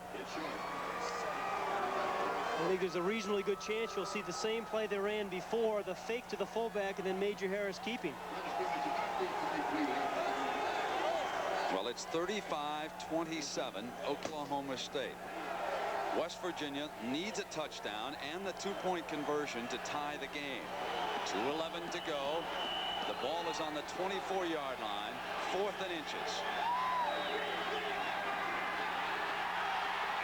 Harris breaks free inside the 15-yard line.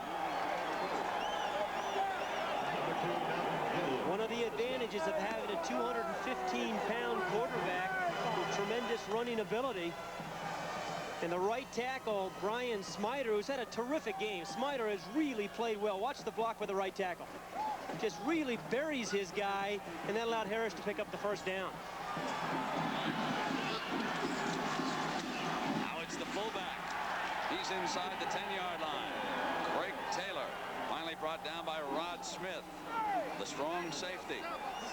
And a terrific change of pace. What West Virginia's been doing has been running the option play and pitching the ball to the tailback. That time, it looks like the pitch. They fake the pitch and give it to the fullback Taylor, and the defensive players had overrun it. Been a good game, hasn't it? And it's the fullback. West Virginia scores with Taylor bursting across, but now they need the two-point conversion. They should probably call a timeout to really talk about it. He has 2 timeouts remaining. That's exactly what he'll do. Major Harris will come over to talk about it, Pat. And Brett, it was the same play they ran it for. Looked like the pitch they give to the fullback before. The inside linebackers had overrun it, and Taylor scoots in for the touchdown. Nice call. Neyland's reaction, and we'll be back to see if West Virginia can tie this Sun Bowl in just a moment. Watching the end of a thrilling Sun Bowl. West Virginia has just scored, and now they will go for the two-point conversion, but it won't be easy.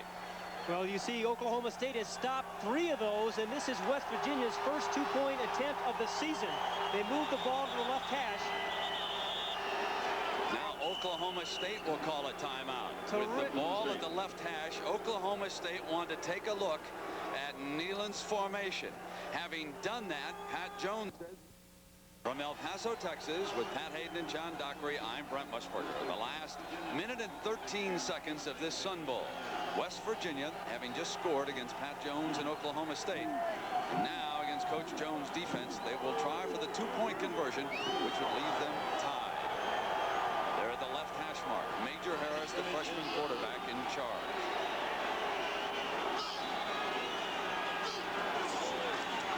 Harris cut off. He'll have to put it up. Throw short. Oklahoma State holds on.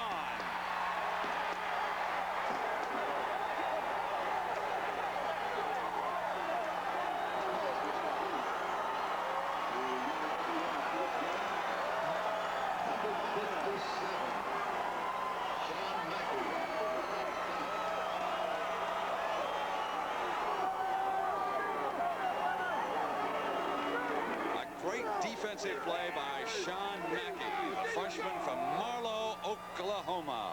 Harris had a couple of receivers open. He had somebody in the right flat open quickly, and he had Bell in the back of the end zone, but it was too much pressure. Weller, number 28, was all over him. He finally got rid of the ball, which was a nice play, but then stopped short of the goal line by Mackey. Keith Wynn could not battle his way in as Pat Jones watches from the Oklahoma State sideline. But there's still a minute 13 left. West Virginia must kick it off now.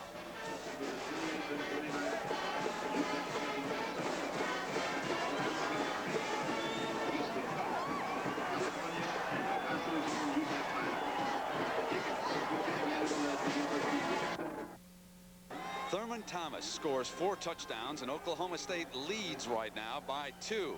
Now, no time goes down on the clock because it was a two-point play. The expected onside kick, West Virginia goes diving after it. Oklahoma State put its good receivers up on the line, and they hold on. West Virginia still with a timeout to take, and it's down to 1:11. Now, Hart Lee Dykes was one of those who was up near midfield. Let's watch him go out after it. Hart Lee Dykes, their best wide receiver, saves the moment on the onside kick. Thurman Thomas voted the most valuable player, and the most valuable lineman will go to Darnell Warren of West Virginia, who returned one, an interception for a touchdown in the first half. So congratulations to number 34, who turned in a tremendous game, his last for Oklahoma State, and Folks in the Stillwater area and throughout the Southwest will sure miss him. What a day he had. 35-33. Time ticking down, and really this score is very indicative on the kind of year West Virginia had. They couldn't close against Pitt, Penn State, Syracuse, and now Oklahoma State. One heartbreak after another. Really a remarkable game, actually, by both offenses. I was really surprised, you know, the weather conditions, but both offenses really weren't stopped. So Thomas sets a record for attempts. His 4 touchdowns, another record. He carried 33 times for 157 yards here. West Virginia will finish 6-6 on the year, and Pat Jones wins his 10th game of the year. They finished 10-2. He'll jump to the top 10 too, following the outcome of all the New Year's Day bowl games. Congratulations to Oklahoma State. Pat Jones and the Cowboys a winner over West Virginia, 35-33. So for John Dockery, Pat Hayden, I'm Brent Musburger, reminding you that tomorrow we'll have NFL action coming your way at 3:30.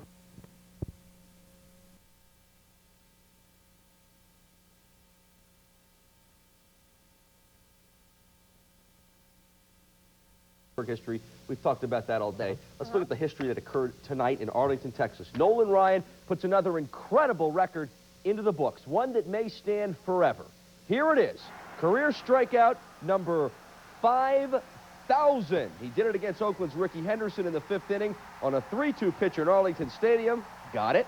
All right, history right there. 42-year-old Nolan Ryan, the first pitcher and maybe the only pitcher ever to record 5,000 Ks. It happened for 42,000 people, 200 media personnel. However, his Rangers are losing 2-0 in the ninth. The recently traded Glenn Wilson returned to Three River Stadium tonight.